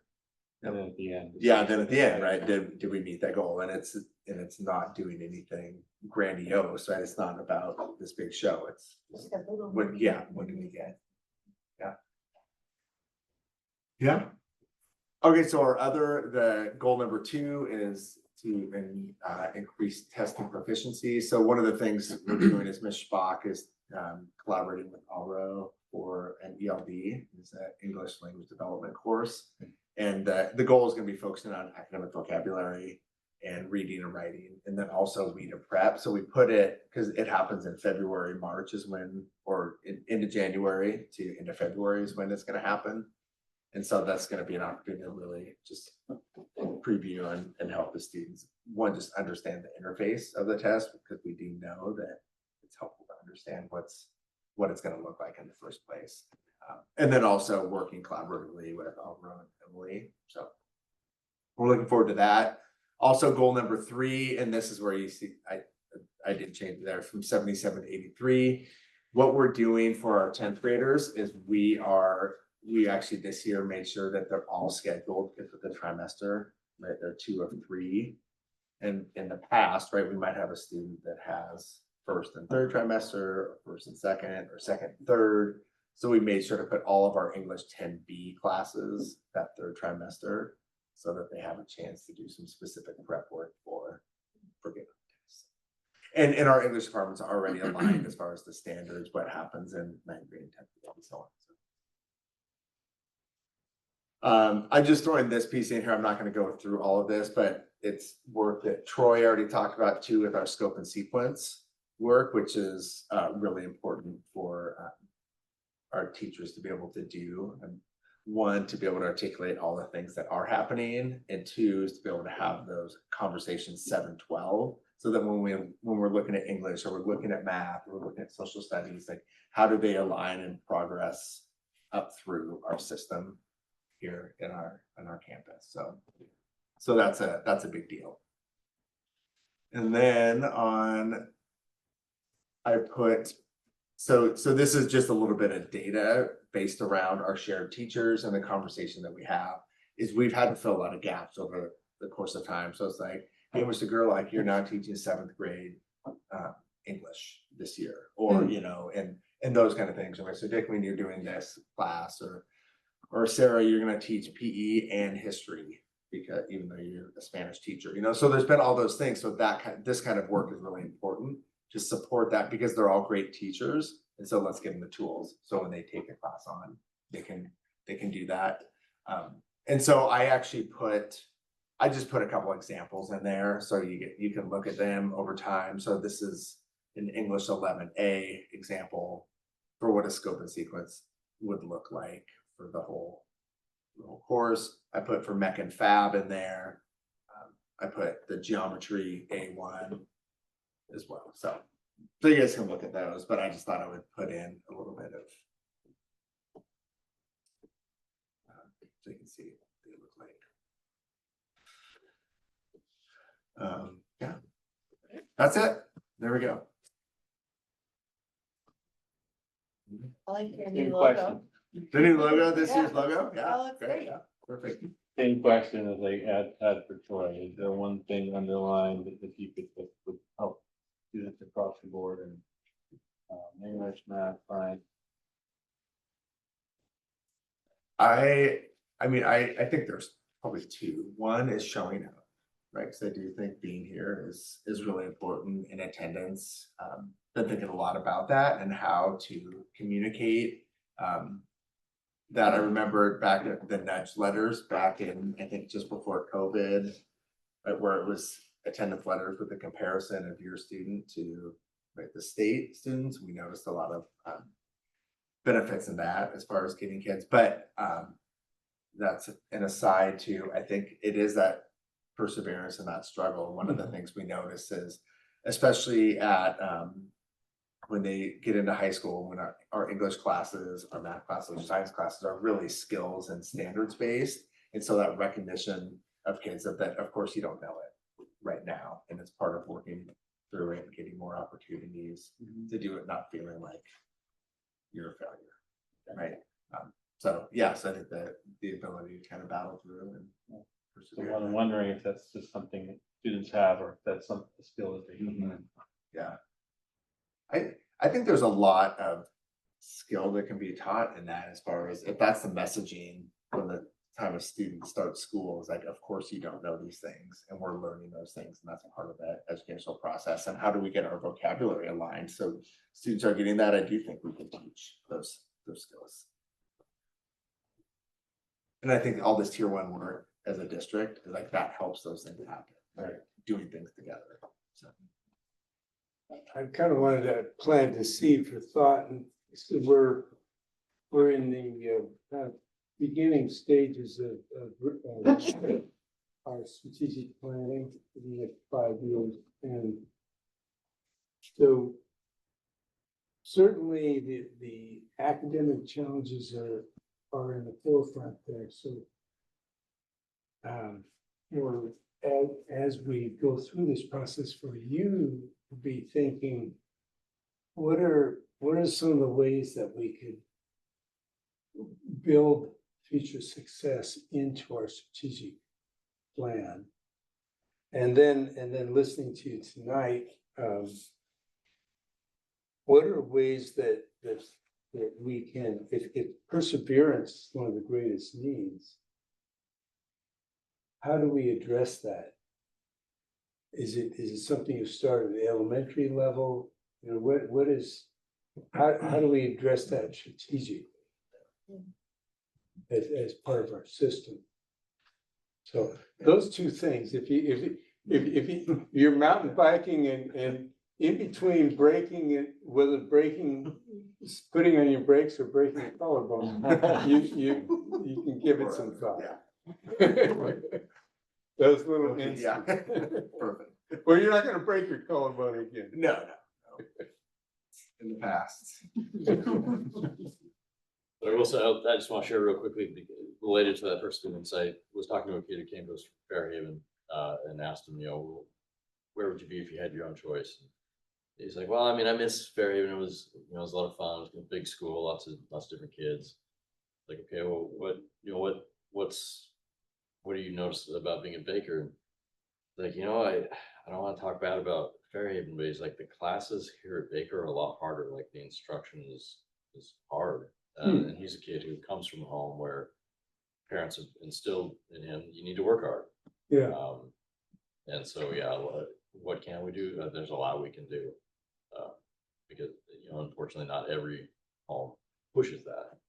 But the time we have the kids, I think there are a lot of things we could do because we teach hard classes. We make it hard. So they need that perseverance.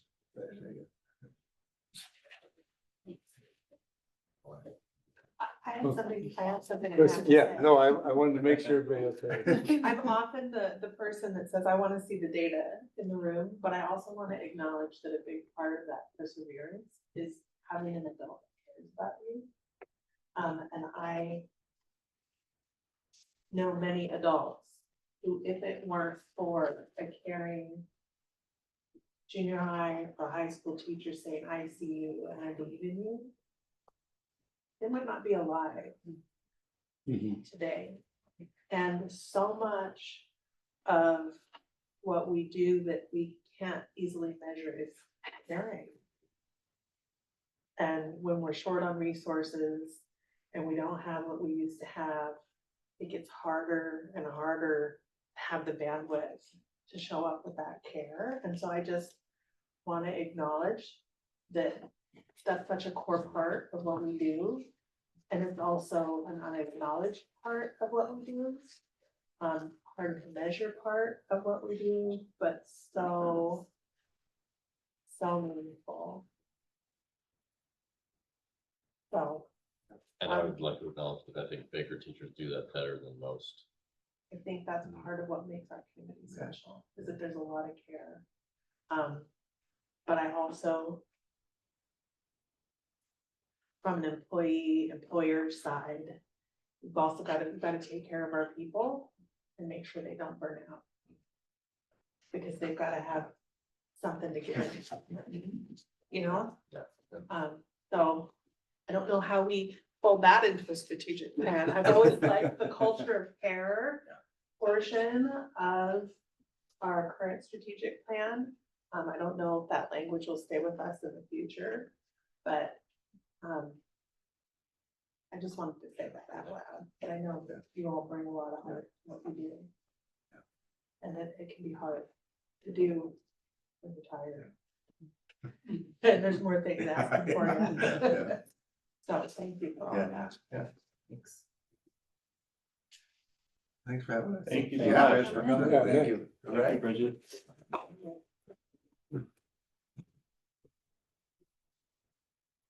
I think the way to address perseverance, like where my grandmother came from in Norway, it starts to snow in October and still snow in May. You, Yeah, or you have to be tough to. I was gonna say, perhaps that perseverance is the cultural tradition of putting children outside in the snow in the stroller during nap. time, Yeah, because right. They sleep better in the snow. What? But yeah. Good, so, next we have our study session, evaluate current strategic plan. You had a chance to coalesce some, comments, so if you want to. Well, I haven't coalesced anything yet. What I'm hoping is that because each of you have done some of that thinking, that what I'm gonna do is we're gonna have a conversation here today, and I'm gonna be the note taker in this meeting right Okay. now to share that. I do want to acknowledge the perseverance of the board tonight. I know specifically. Yeah, I was actually thinking that in terms of time-wise, how we're doing. Yeah, well, I mean, Well, this says analyze and sort 15 minutes. well, that was last time. I'm learning. What I wanted, well, okay, so let me go over what I'm hoping to do, and then we can make adjustments if we feel like we need to. So at our last meeting, we had a conversation around reflecting on who our strategic plan is meant to serve. And so, sorry, I'm having a hard time getting this to work. And so some really good conversations about that. I took some pictures of the posters that we created. And so what we're gonna do today is go through each of these goal areas, and I'm actually gonna set a timer so we don't go to midnight tonight. Oh, We won't. But I'm gonna set the timer for 10 minutes for each of these, and what I'm gonna ask is, and we might not take all 10 minutes for each goal area, but we won't take more than 10 minutes. Is that we'll start going around, and each of you just take a turn noting something in 1, 2, or 3 of those questions. You don't have to say something about each one of them. But for teaching and learning, just something that each of you want to say. And as you're talking, I'm just going to be taking notes.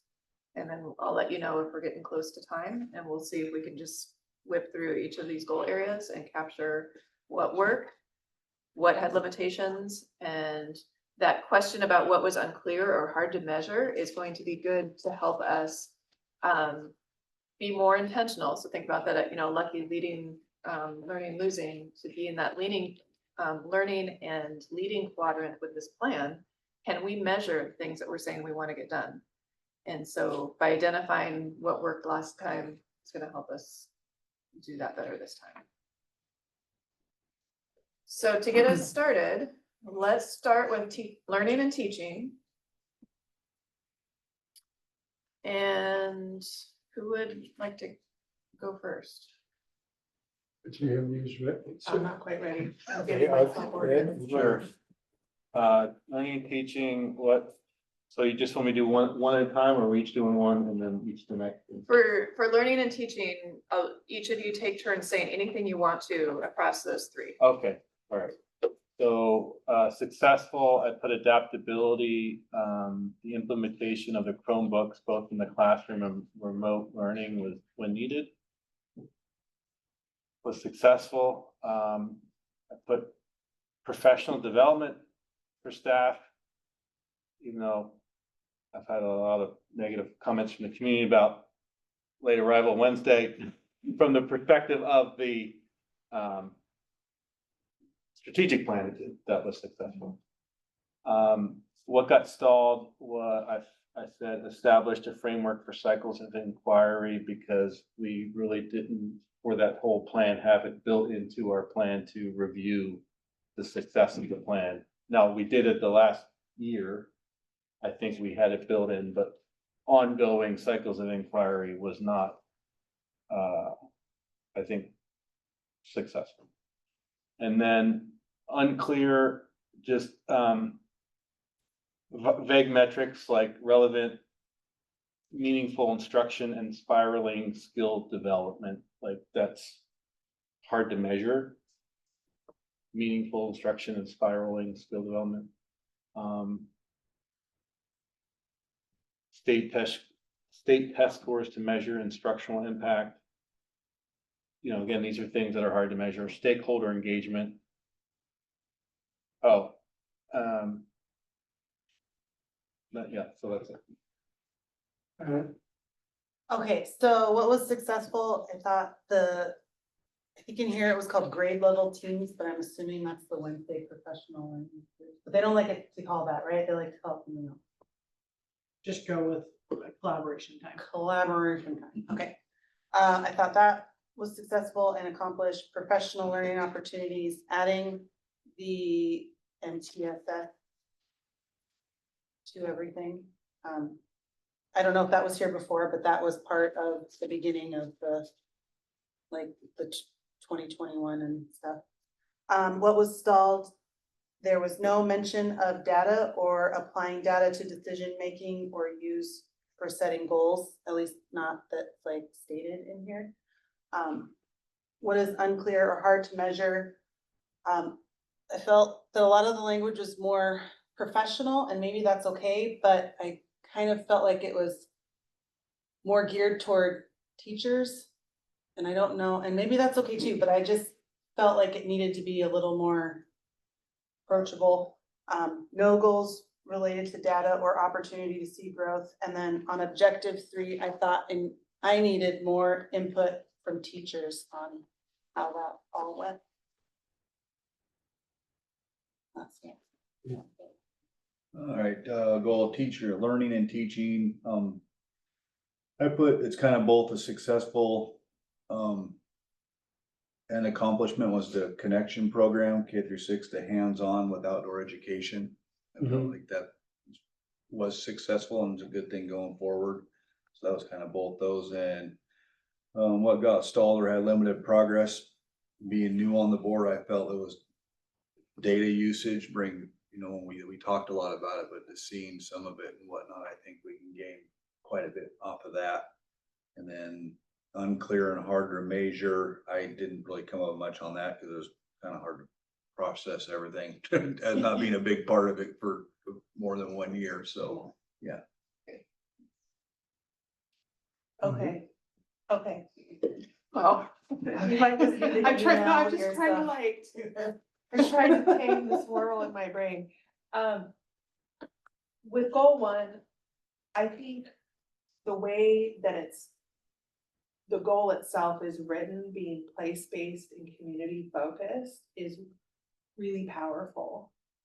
And it taps into something that makes our strategic plan unique to us. Like, it's got our fingerprint on it. It's not just any random strategic plan from any school. It feels like it's a Mount Baker strategic plan. And so I think that that's something that's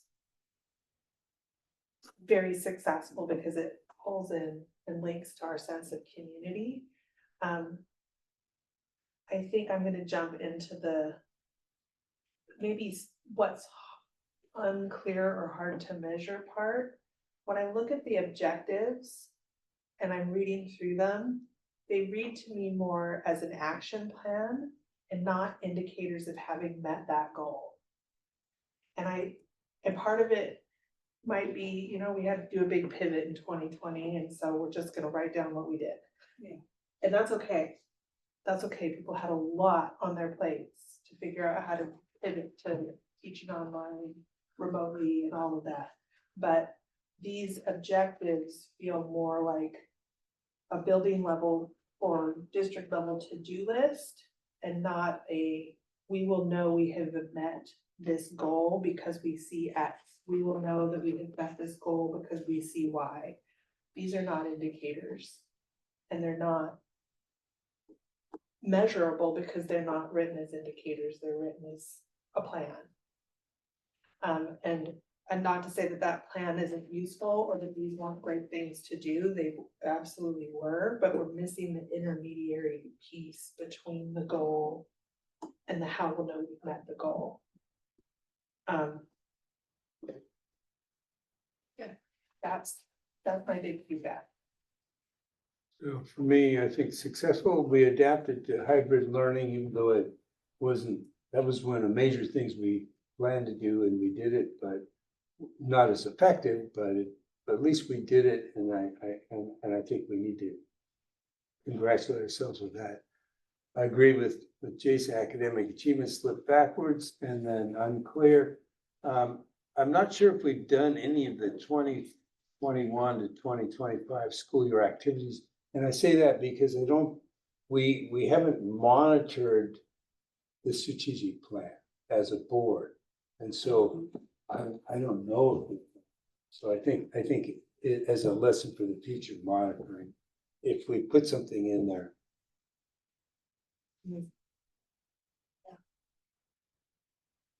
Okay, So goal two, you ready for goal let's go to two? goal 2. Do you want to start us or? Go ahead. Okay. Goal two, it might surprise you, but I put transparency, but in parentheses, I put post binding conditions.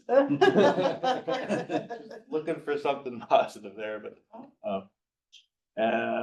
for what got stalled was ensure adequate funding for access to academics without limitation. And then community survey results on perception of facilities and priorities.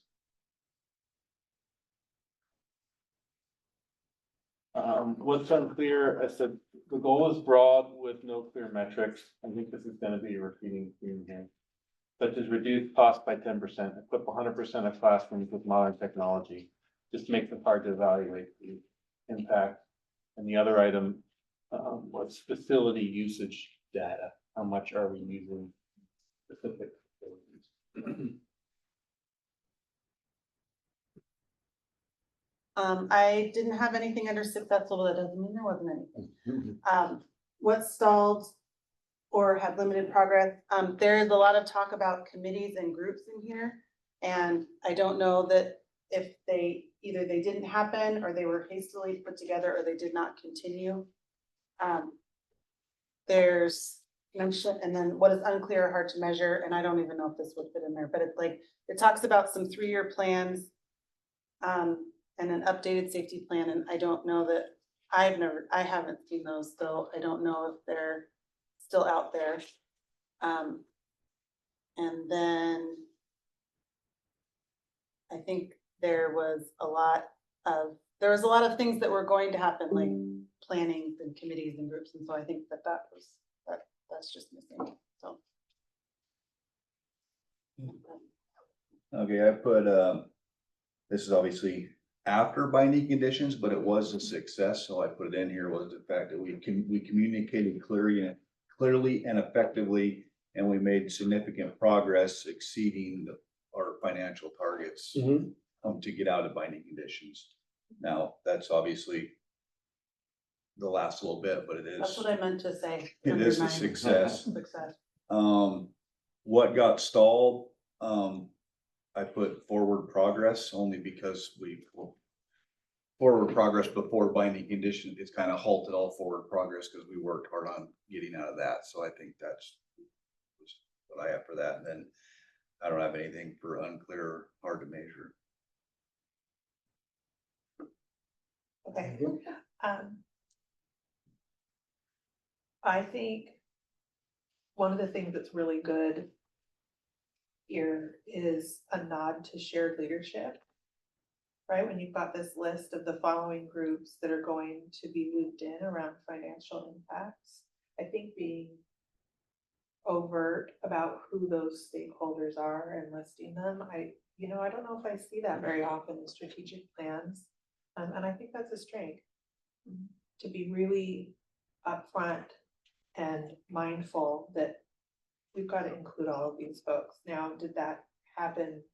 I think we did a better job of that post binding conditions. And I'd like to see the spirit of that continue forward. I think that was a strength that we developed out of that difficult time that we're still working toward. But what's unclear or hard to measure, we say fiscally responsible, but then it's not in our objective, but then it's not, again, the school year activities are a to-do list. They're not indicators of having been fiscally responsible. What would fiscal responsibility look like? Maintaining at least 5% in the reserve, right? Long-term planning decisions are student-centered. So at least this,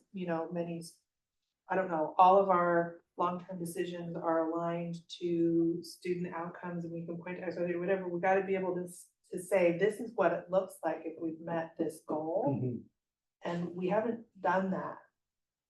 We haven't written that part yet.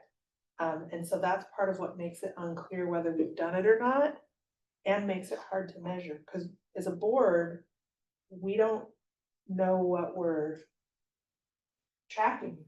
We know the goal, and we know what folks are doing at the building level, but we don't know if we've met the goal. We need that intermediary piece. We have to define those indicators for ourselves to do that. I'll leave it at that. Those are my two big ones. Thank you. So on successful, and Jason sees the same thing that I do. After our failure in leading and binding conditions, we have been successful, I feel, to date, crawling out. That's a big success. And I think we've made a significant progress on our capital projects, continue to make progress. And when Ben Thomas was here, we made ongoing progress on a real student safety focus, safety plans. I think it's stalled more since then, but I think Ben really took that on. And so I think having that there, but having a person who's responsible for leading that is essential for progress. And on stalled, of course, we failed miserably in our fiscal responsibility. And then what's unclear, I also found, I'm not sure to the extent our decisions were student-centered or data-driven. And then I wrote, how did we ever write without limitations for objective 3? We said, ensure adequate funding for access to academics without limitation. I think we have to be careful in writing our language to be real. Because we know we never, I read that, I said, how could we have ever written that? So just a note to how we put together the next plan. What did you say about it not being student-centered, or what was the other? I said, I'm not sure the extent that our decisions are student-centered or data-driven. It's not something that we've really spent a lot of time monitoring. One, I think success with finance, facilities, and operations, I think has to be the successful passage of the levies. Yeah, definitely. I mean, I remember it was about a year ago that Mark Van had asked me to apply for the job here, and I had initially said no, because of the, financial difficulties. And then when I learned about the levies, I was like, wow, like for this community to be as angry as it was, to still pass the levies with the high rate that it did, shows a lot about how this community feels about Baker and the schools, and the trust that they were continuing to give the district to do right. And so I think that's a huge, I mean, that's something we want to capitalize on Yeah, again. for all those troubles, it was still a vote of confidence and hope for the future. Mhm. Okay, So, culture of care. I wrote that the goals emphasis on support and respect inspired trust among students and families and created a sense of belonging. Which I think we heard from our principal as well. Doing well there. What got stalled or limited progress, I said, include explicit mental health and well-being goals with clear metrics. And it's going to be a repeating theme here about clear metrics. Unclear, hard to culture of care is hard to quantify without specific metrics such as survey scores on belonging.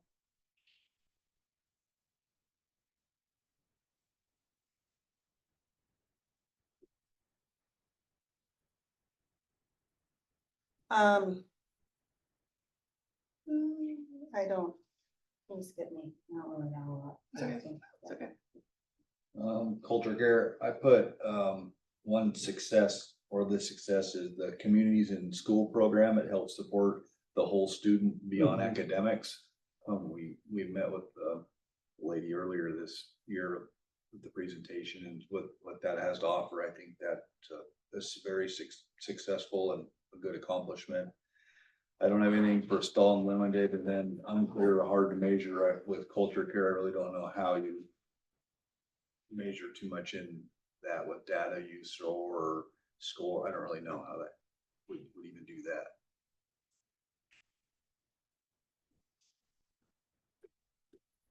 Okay, so I actually really think that, how do I put this? I like the framing of culture of care, and I think it's a good fit for our district when we wrote this. You know, a lot of education talks about equity, and diversity and inclusion and all of that, and I think that that's become politicized in recent years. And I like the language of culture of care because it's universally applicable. It applies to all students. And if we care about one student, we care about all students. And I think it's a nice way of reframing some of those politically divisive equity conversations to say, we care about everybody that comes in the door. We have an obligation to show up for every single student. And that might imply that some students have different needs than others. And that we have to then be the adults that adjust and pivot to the young people and what they need. But I think for our community, it allows us to not ignore that real inequity happens and impacts students' ability to be successful, but it doesn't politicize it in a way that divides us. And so I think that that is a successful aspect of this, because we're a community of a lot of belief and background. And this allows us to rally around what's really important without getting stuck in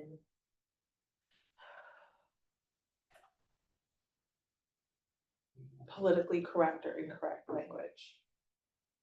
Okay, so that's something that I thought worked really well with this. And I also think, well, I did say earlier, it's hard to measure care. You can measure inequity, and you can look at data of certain groups of students and break it down and say, wow, why are our boys doing worse in X than our girls? For instance, we can sort the data that way. We can say, why are our students of a particular background not having the same level of success as other students? We can measure that. And we can challenge ourselves to not leave groups of students out. Because as a public education, we gotta take everybody that comes in the door and give them the best shot that we can. And so what I like about this is that it's almost like universal design in its language, right? It's saying what works for folks who need the most, works for everybody. We gotta show up and care, then we gotta set some accountability standards for ourselves. Again, I'm gonna say the same thing about what's hard and unfair to measure. Our objectives are not aligned to our goals. The objectives should be measurable indicators of what it's gonna look like when we've cared. What does caring look like? You didn't define it. Yeah. But we can, and we can decide as a district what we think care looks like measurably. And I think that's gonna give us a much clearer sense of whether we did make progress or not. It's hard to monitor the progress if you don't know what it's supposed to look like if we've achieved it. So that's my feedback. I think I'm gonna be a broken record. So on successful, we've implemented this social emotional learning curriculum. And then the secondary has made great strides in students caring for each other embedded in the school culture. I'm impressed how much they've done in that. And it shows up over and over. On what got stalled, I wrote bullying continues to be a problem. I don't think we've got a handle on that yet. And then on what's unclear, the board hasn't evaluated social emotional learning curriculum progress. So we've looked at it in the classroom, but we haven't evaluated from more of the overall program standpoint. And then I'm also not aware that we've actively broken down systemic inequities. So we need, as Danielle was saying, we need to monitor that data if we're going to see if we're making progress.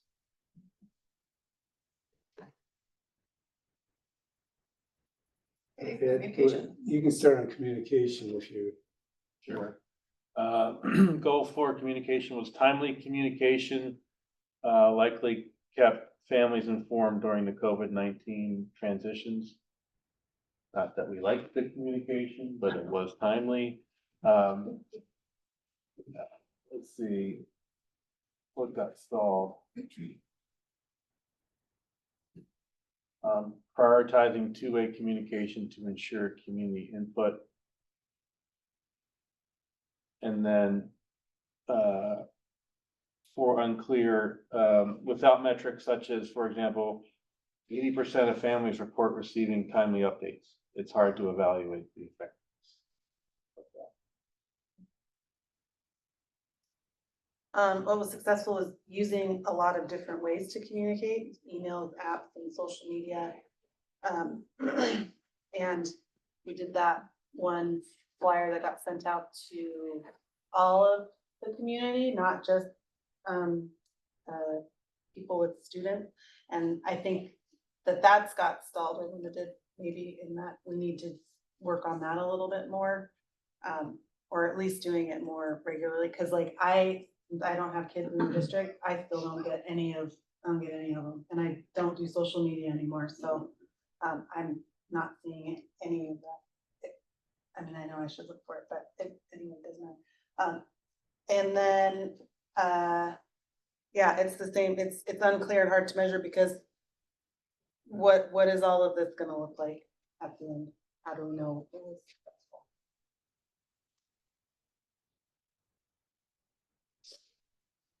Yeah, I got, that's be a quick one on this one.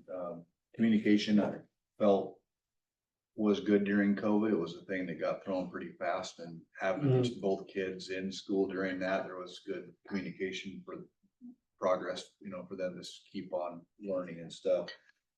Successful was the flyers that we sent out.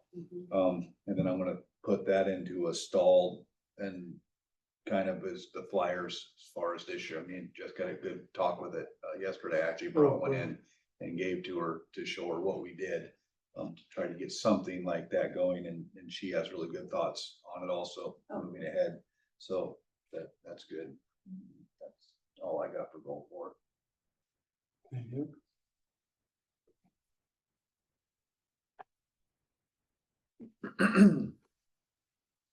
I feel like the goal itself is a reasonable goal.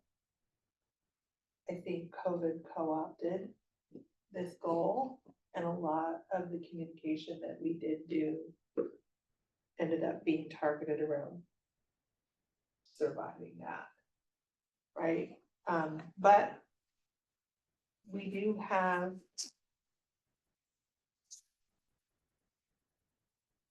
for folks who have children in the district, right? We do get text message updates, we do get phone calls, we do have social media. We do sometimes have teachers emailing families. We did have FastBridge where families can log in and see where their students are at. So I think we've had multi-layered forms of communication, but I don't know how widely or effectively they were being tapped into, if that makes sense.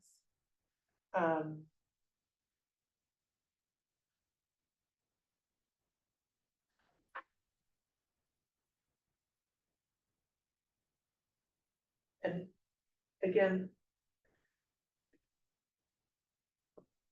some of this is more measurable, right? Like communication is ADA compliant. It either is or it isn't. We could measure that. I suspect that we probably have more work to do on that, just as a hunch. I've definitely seen a shift in the last few months in our social media presence. I think giving people more of a window into what's going on in our schools in a way that's sort of inspirational and uplifting. I mean, I think I have seen some of this happening, and that makes me. I think that's a success. And I think some of the additional layers of communication, Jessica, that you're bringing on board, that we're just gonna help with that, because, you know, a place where we stalled or had limited progress was communication. Do I even say it? With the, between, maybe I don't say it. About where we were at financially, yeah. I think that there was some breakdown in communication about that. But we made a lot of progress too. And so, again, this is still more framed as some of these are a little bit less to-do listy, and some of these are a little bit more measurable, which is interesting. So that's me. So on successes, we kept up regular email communication with staff and parents during the pandemic. District newsletters are making improvement, and a very good recent start on district digital newsletters, both internally and externally. So I like that. Lots of room to improve our district newsletters. We need more interagency emergency response practice to improve our communication channels. We were doing that pretty well. You know, Ben was really working hard on it, and there again, that communication with our fire districts and with the sheriff's emergency response has gotten stalled a lot since Ben left, and so I think we need to get back into that, because by doing that communication, practicing it, then we can do it. But if we don't keep practicing, it falls by the wayside. And then the third was, on stalled was collaboration with tribal elders, including engaging elders as a learning resource. It's something we had intended to do and never really got it off the ground. And I didn't write anything unclear about communication. Just crystal clear. For community engagement, Community engagement, what was successful was honoring various family cultures. What got stalled? Incorporate student-led community projects to boost engagement and inspiration. And was unclear. Clear, without clear metrics such as increased community partner involvement by 30%, it's hard to assess the strength of the bonds created. And using measurable outcomes such as host 10 community events annually by 2028 to track progress and celebrate success.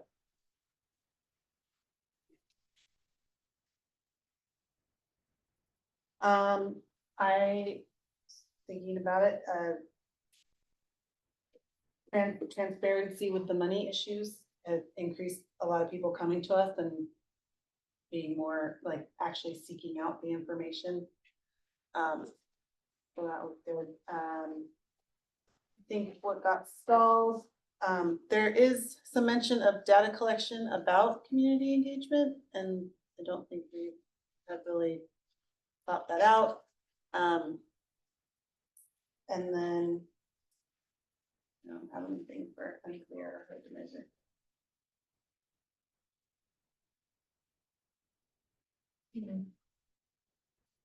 Okay, goal 5, I might put during financial recovery process, we had, the district held a public budget sessions and formed a group of staff and community stakeholders. And I think that was really, 2 things, beneficial and also help with the transparency of what we were doing moving forward. So not necessarily a group that has to be that involved right now, but keeping something like that going would be good. And then for community engagement, I don't know, for this one, I probably put in the wrong spot, but I put bond and levy passed in that one just because with the community engagement part of it. And that's all I have for that one.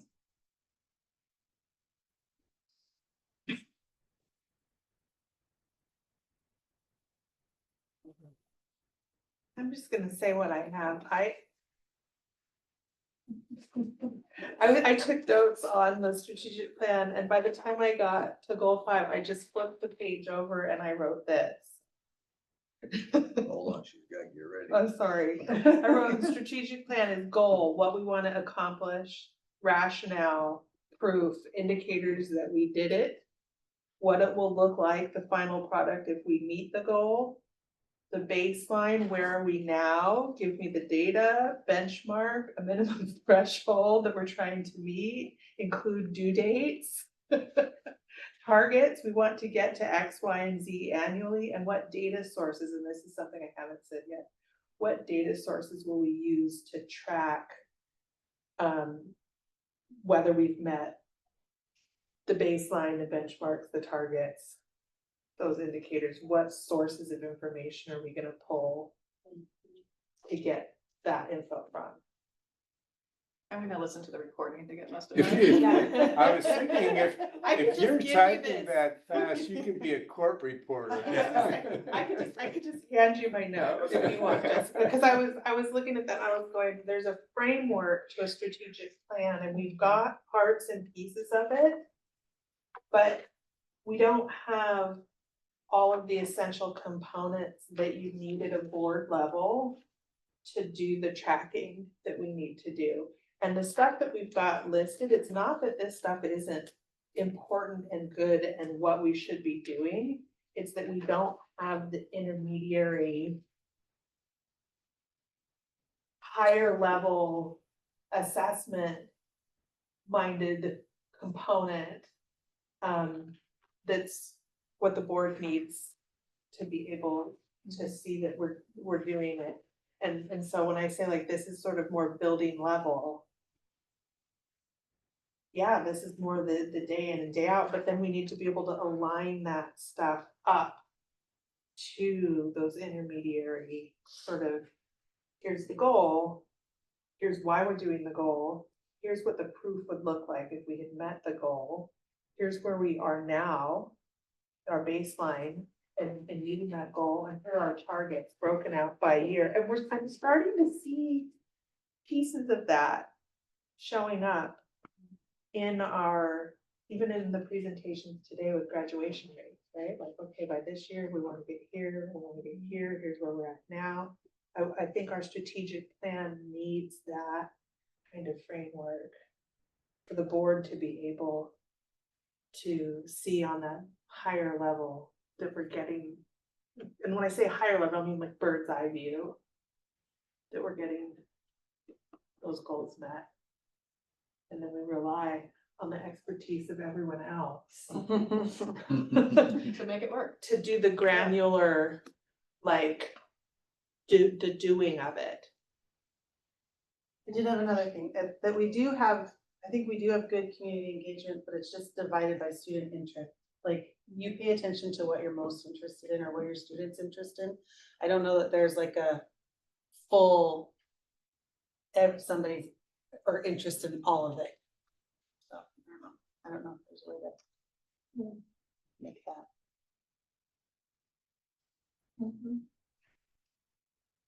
On community engagement, I wrote the main thing I had was goes under both successful and partially stalled is Mount Baker is Mount Baker School District, the major community event sponsor in the community through our co-curricular program. We need to recognize this and use it to upgrade our relationship with the whole community in an intentional manner. Yeah. And then the other thing that we were successful, as we mentioned before, passing both levies. And I felt that we had honest engagement with the community finance meetings. Now, they weren't perfect, but I think they were, hard to go through in some ways, but they were there. They were in an honest way. And I think it helped us pass the levies to have that. And then on what's unclear, we haven't had reports to the board on objective 1 school activities, which, it's the same thing I said about the others is if we've got the activities, the objectives here in the plan, we should schedule in periodic monitoring of those.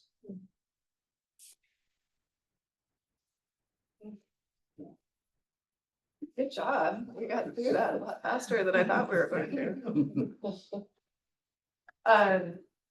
So let me show you what I'm gonna do. I'm gonna clean up my notes because yes, I was typing, keeping up with most of it, but I probably will listen to the recording to spruce them up a little bit. But let me show you what I lose. Well, I really was paying attention. So for each of those goal areas, just keeping track of different comments and notes through each of them. And Danielle, as you were talking about kind of what you wrote on the back of your paper, we'll take you up on taking that. I kind of felt like I was hearing multiple problem statements in there around what our plan needs to be, who needs it and why. So in the interest of time tonight, I first of all ask if anybody did come up with any problem statements. I'd love to record them. But what I might do, just based off of what was shared tonight, is draft a few problem statements and share them with the board. And that way we're not coming up with them from scratch. But I'm wondering if anybody has any that you'd like to throw out that we could. I didn't get to that part. I just did, well, I'm a big fan of trying to get pre-K going, so I just put our students need early learning pre-K opportunities because some kids have some kids need, or some kids have not had access to early learning, will need help, will help build a stronger foundation. Nailed it. Yeah, that's great, good, good. And I know we talked about it, we were oh so close at Acme the year before. Mhm. I did just hear in a superintendent's meeting this morning that, I think it was Representative Rule was sharing that she suspects that the TK funding is gonna go away within the next couple of years. So if we do that, TK may not be the route that we go, but it's too bad. We'll see, maybe they'll surprise us. Any others? I wrote a few things, but they're not to the point where I wanna Okay, publish. well, and I them. have your notes, I have your copy, right? So I'll take a look at yours, and Okay. I'll go through that too. Okay, we've got a good foundation. I I'm didn't looking think forward to. we'd get that far, so that's good. Thanks, everyone. And, you know, I think it helped that everyone had a chance to go through this and. Yeah, I'm gonna refine this, so definitely share it with all of you, but what you shared tonight is going to go to the steering committee, and the first time that I meet with that group. Bridget and I were doing a little bit of planning about that today. I was hoping to get that started in December. I may push that to January, but we'll talk about that a little bit more. But that group is going to hear from the board. So the things that you've shared about the purpose of the plan and what your goals and dreams are for this, in addition to what worked and what didn't with the last plan, that's gonna be the basis of where they start their work. We'll go from there. And I'd like the board to do some thinking on who wants to volunteer to be board representative in the strategic planning committee. 1, 2, We could have as many as 2. If it's 3, then it's a board meeting, Yeah. so we can have 2.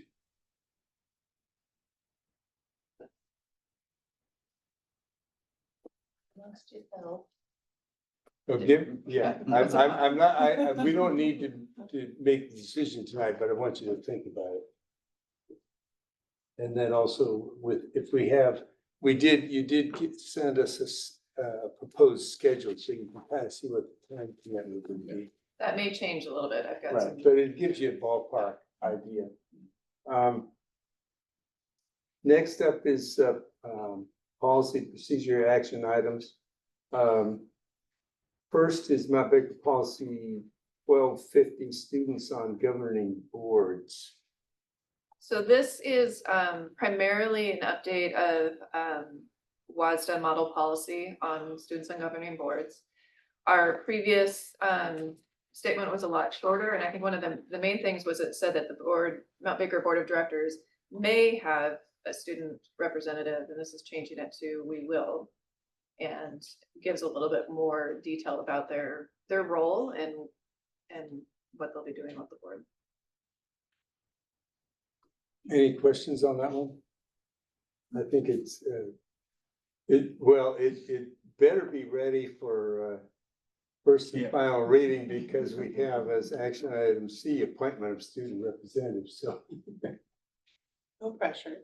no pressure. It'd be nice. So a motion on policy 1250, Motion to approve policy 1250. Second. all those in favor? Aye. Thank you.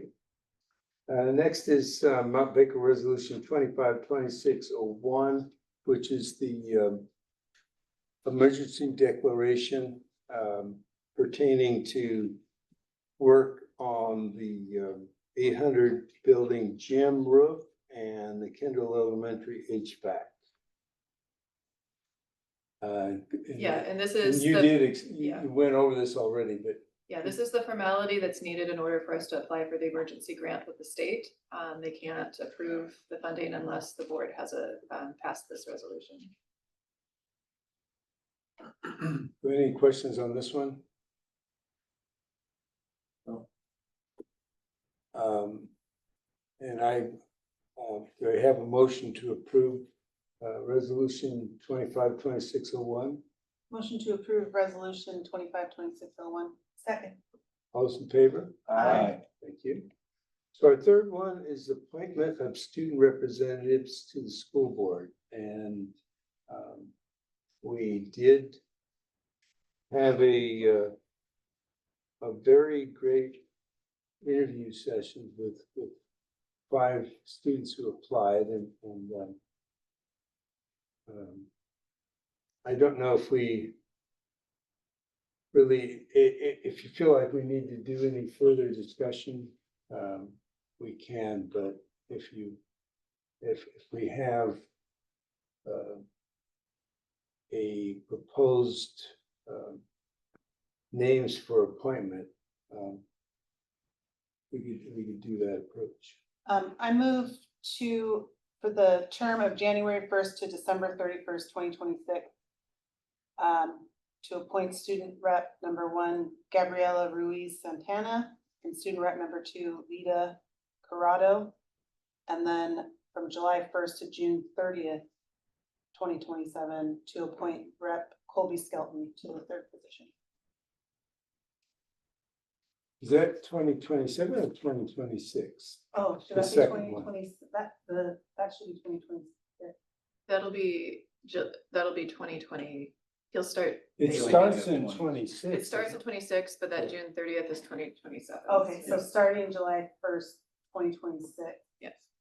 through June 30th, 2027. Okay. That's good. And you can give that sheet to Tammy when you're done.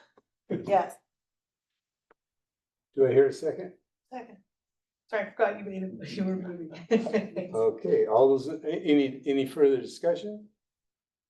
All those in favor? Aye. Aye. And I just want to say, we just really appreciate each of the students, and those students not appointed as student reps to the board will be asked to join the strategic planning work group. Yep. So next is upcoming events. So we've got our next regular meeting, December 11th. But before that is a special meeting, November 20th, 22nd, was the annual conference. And we have hopefully you've had a chance to look at the conference schedule. And in addition to the conference schedule, I would also, I think I mentioned this last meeting, I'd like to carve out, maybe I didn't, carve out a meeting time for the board sometime during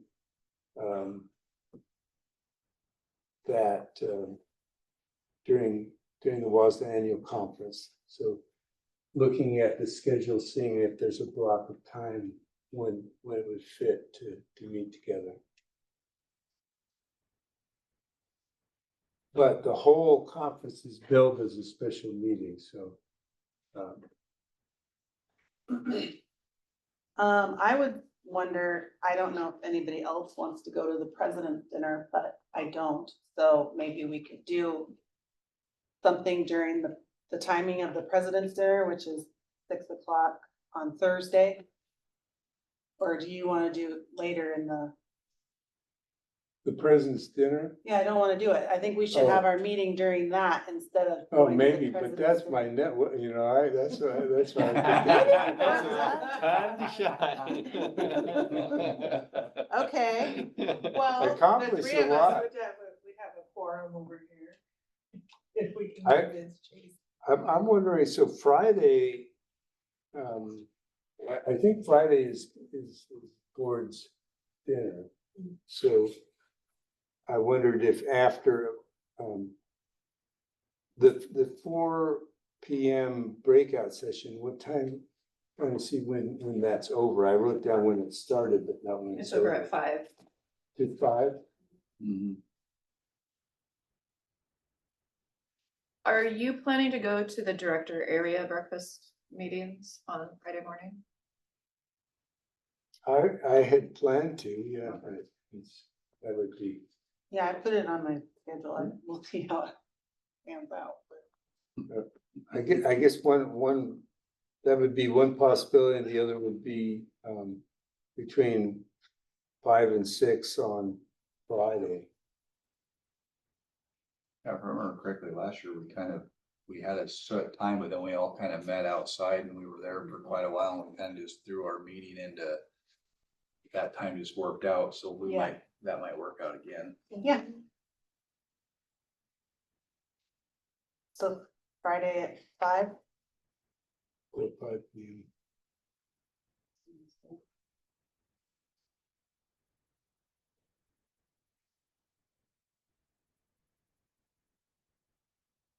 And then we just kind of go from there into dinner. Yeah.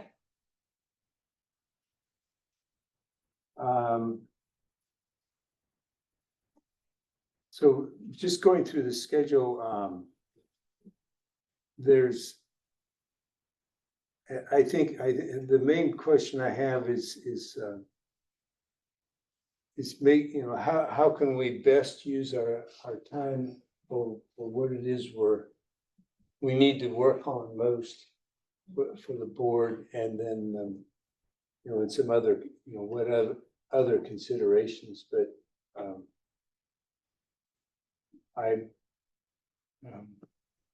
the hardest time I found was the 4:30 p.m. time slot on Thursday. I wrote down 5 of the sessions being essential. Well, 1, 2. I had 3. 4, 5. So there's leading as board chair, there's leading during turbulent times, there's mentorship sustaining new superintendents, there's impact aid funding, and there's uniting the community through the strategic plan.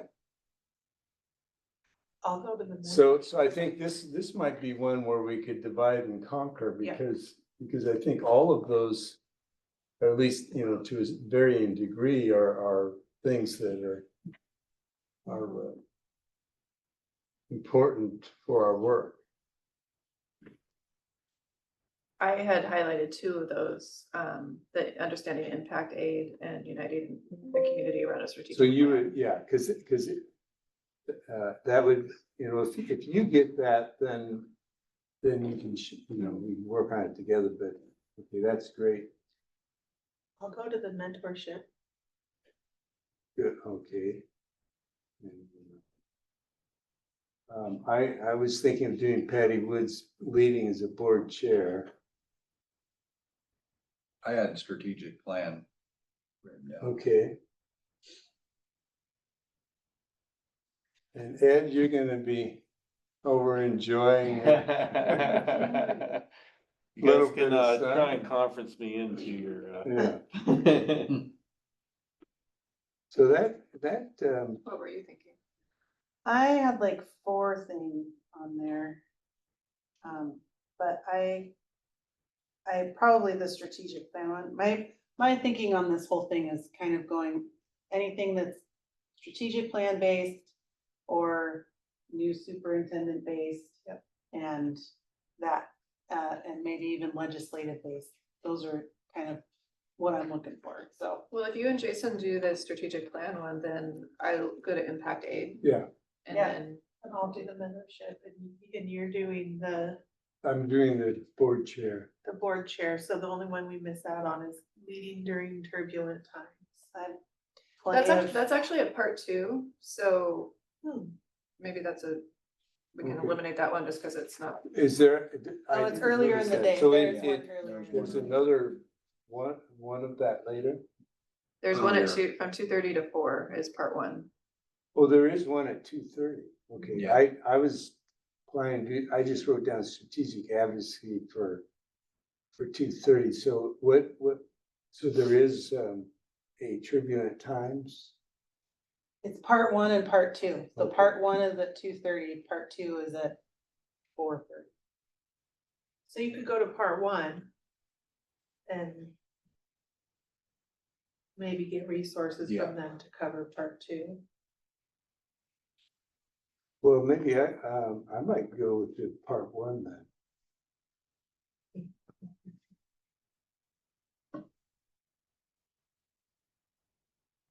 And Anything else from the 2:30? I was planning to go to the cell phone one with the Ferndale board. Which one? I- Yeah. Cell That phones. one too. I did too, but it worked well since three of us going, so I could find something else. Okay, I mean, I got the app, so I just click, Click the not one click, you want. do I wanna Yeah. go, do I wanna go? And I probably, even if we decide all this now, I'm probably gonna change my Oh, mind and do I whatever I changed my want. mind like. Well, that's okay. I but love that, I think- love that you said that, Fred. I think because that's getting a probably- sense of yeah. where, how we might divide it up is good for us. Though, at this point. Dividing up is good, but sometimes also having a couple of people in the Oh, same yeah, session is no, I nice too. think that's always good if Yeah. that works out. And I've been looking at the strategic planning ones. Yeah. Cause that's what we're, I'm gonna get hot. And then there was a couple that are student rep based, like bringing on student reps, so probably Yeah. go to those. So Friday, 29 things. Friday, the morning is taken up between the breakfast and the keynote. I have a Trustlands Advisory Committee meeting at noon. And then, so the first breakout session is 1:15 p.m. and you're presenting. I'm presenting at 2:45. So on Trustlands. Cool. Do you want us to go to that? Sure. Okay. Yeah, if you'd like to. You gotta have somebody show up. Russ gonna look out and see four of us.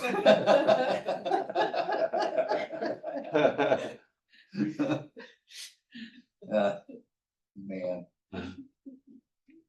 Yeah, I'm doing it jointly with Sarah Ogden from the DNR and I'm kind of wondering if she's gonna get full permission from, with the change in leadership there, so I may end up having to do her part. I told her I'll do all the controversial stuff myself.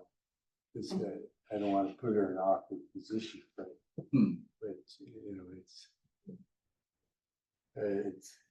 it's been a challenging time to be an employee there. I can only imagine. But 1:15, the two that I was struggling between was the purposeful board meetings aligned with your district strategic plan, and then also deciphering district budgets. Was the purposeful one of that Lori Dent? Yes, I really. Oh, we went to her Is session. it- That's I was what, gonna that's say, what is that got the Ed and same I one? both like, oh. So Yeah. maybe if I go to that one, so I get the same experience you guys Yeah. had, that would. Yeah, So what Yeah. time slot is that? Well, when I went 1:15 to and saw it, I 2:30. walked out. and you didn't care for Lori Dent. I didn't Last care. presentation, yeah, Yeah. yeah. If depending on how the keynotes session goes, if the speaker is very good, then the future-proof leadership would be a follow-up on the keynote. If not, then that would, there's We don't have to register for onboard trainings this year. Usually you have to pre-register for those really, I didn't We pay have- attention to that. before, but I think this year you don't have to. So that's like that deciphering district budget, that's a longer session. Oh, okay. It's like almost 2 hours. And you can also do those like, online. And they may be I'm geared supposed to for do it. new board I haven't members. done it yet, but- The other thing I like to do at this conference is if I'm having a hard time, I'll go and look at what the attachments are, and if I can get the gist out of their Yes. presentation, Mhm. then. Go somewhere else. Yeah. Yes. There's using student voice on the 1:15. And there's a school district financial health that's TJ Kelly is leading, although I at 4 p.m. that same day, there's school board role in financial oversight that Lisa Matthews is one of the, and I was thinking that might even be better than although it'd be good. Had you thought of the school district financial health? Or At did what you- time? For 1:15, no, you had a different one, 1:15. Yeah, the strategic plan Okay, board meetings. yeah, that might be the best one for it.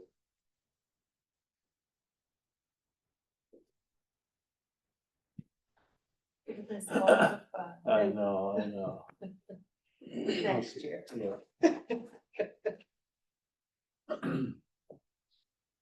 And I didn't write down anything more at 4 o'clock other than the school board role and financial oversight. But is there anything else that you noticed? I might take a look at the more than a vote one on communication and passing school bonds. I mean, that's something we're Okay. eventually gonna be looking at, but I put, the centering students in superintendent evaluation. I picked 4 during this time, so look, that's gonna be a game time decision. I had the crucial role of school board members in financial oversight down. Yeah, Good. yeah, that's, 4 and 5. yeah, I was thinking of doing that too. Good. And then on set, so then we would have our board getting together at 5 p.m. And then on Saturday after the general session, there's just one breakout. There's school board role and strategic planning that Mary Fotakis is leading. And there's Better's school construction assistance program that Randy Newman is doing. So I was trying to decide between those two. I have either the centering student voice for school board representative, student board representatives, or the strategic planning one. Yeah.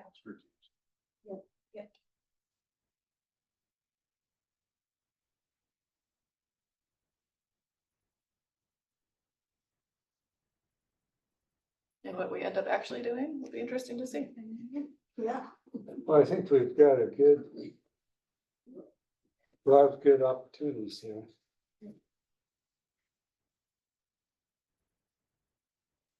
And that, let's see, we have a executive session It'll be really short, I promise. of about 15 minutes. It says performance of public employee, no action will be taken following the executive session. And I think we could quickly sign our papers now.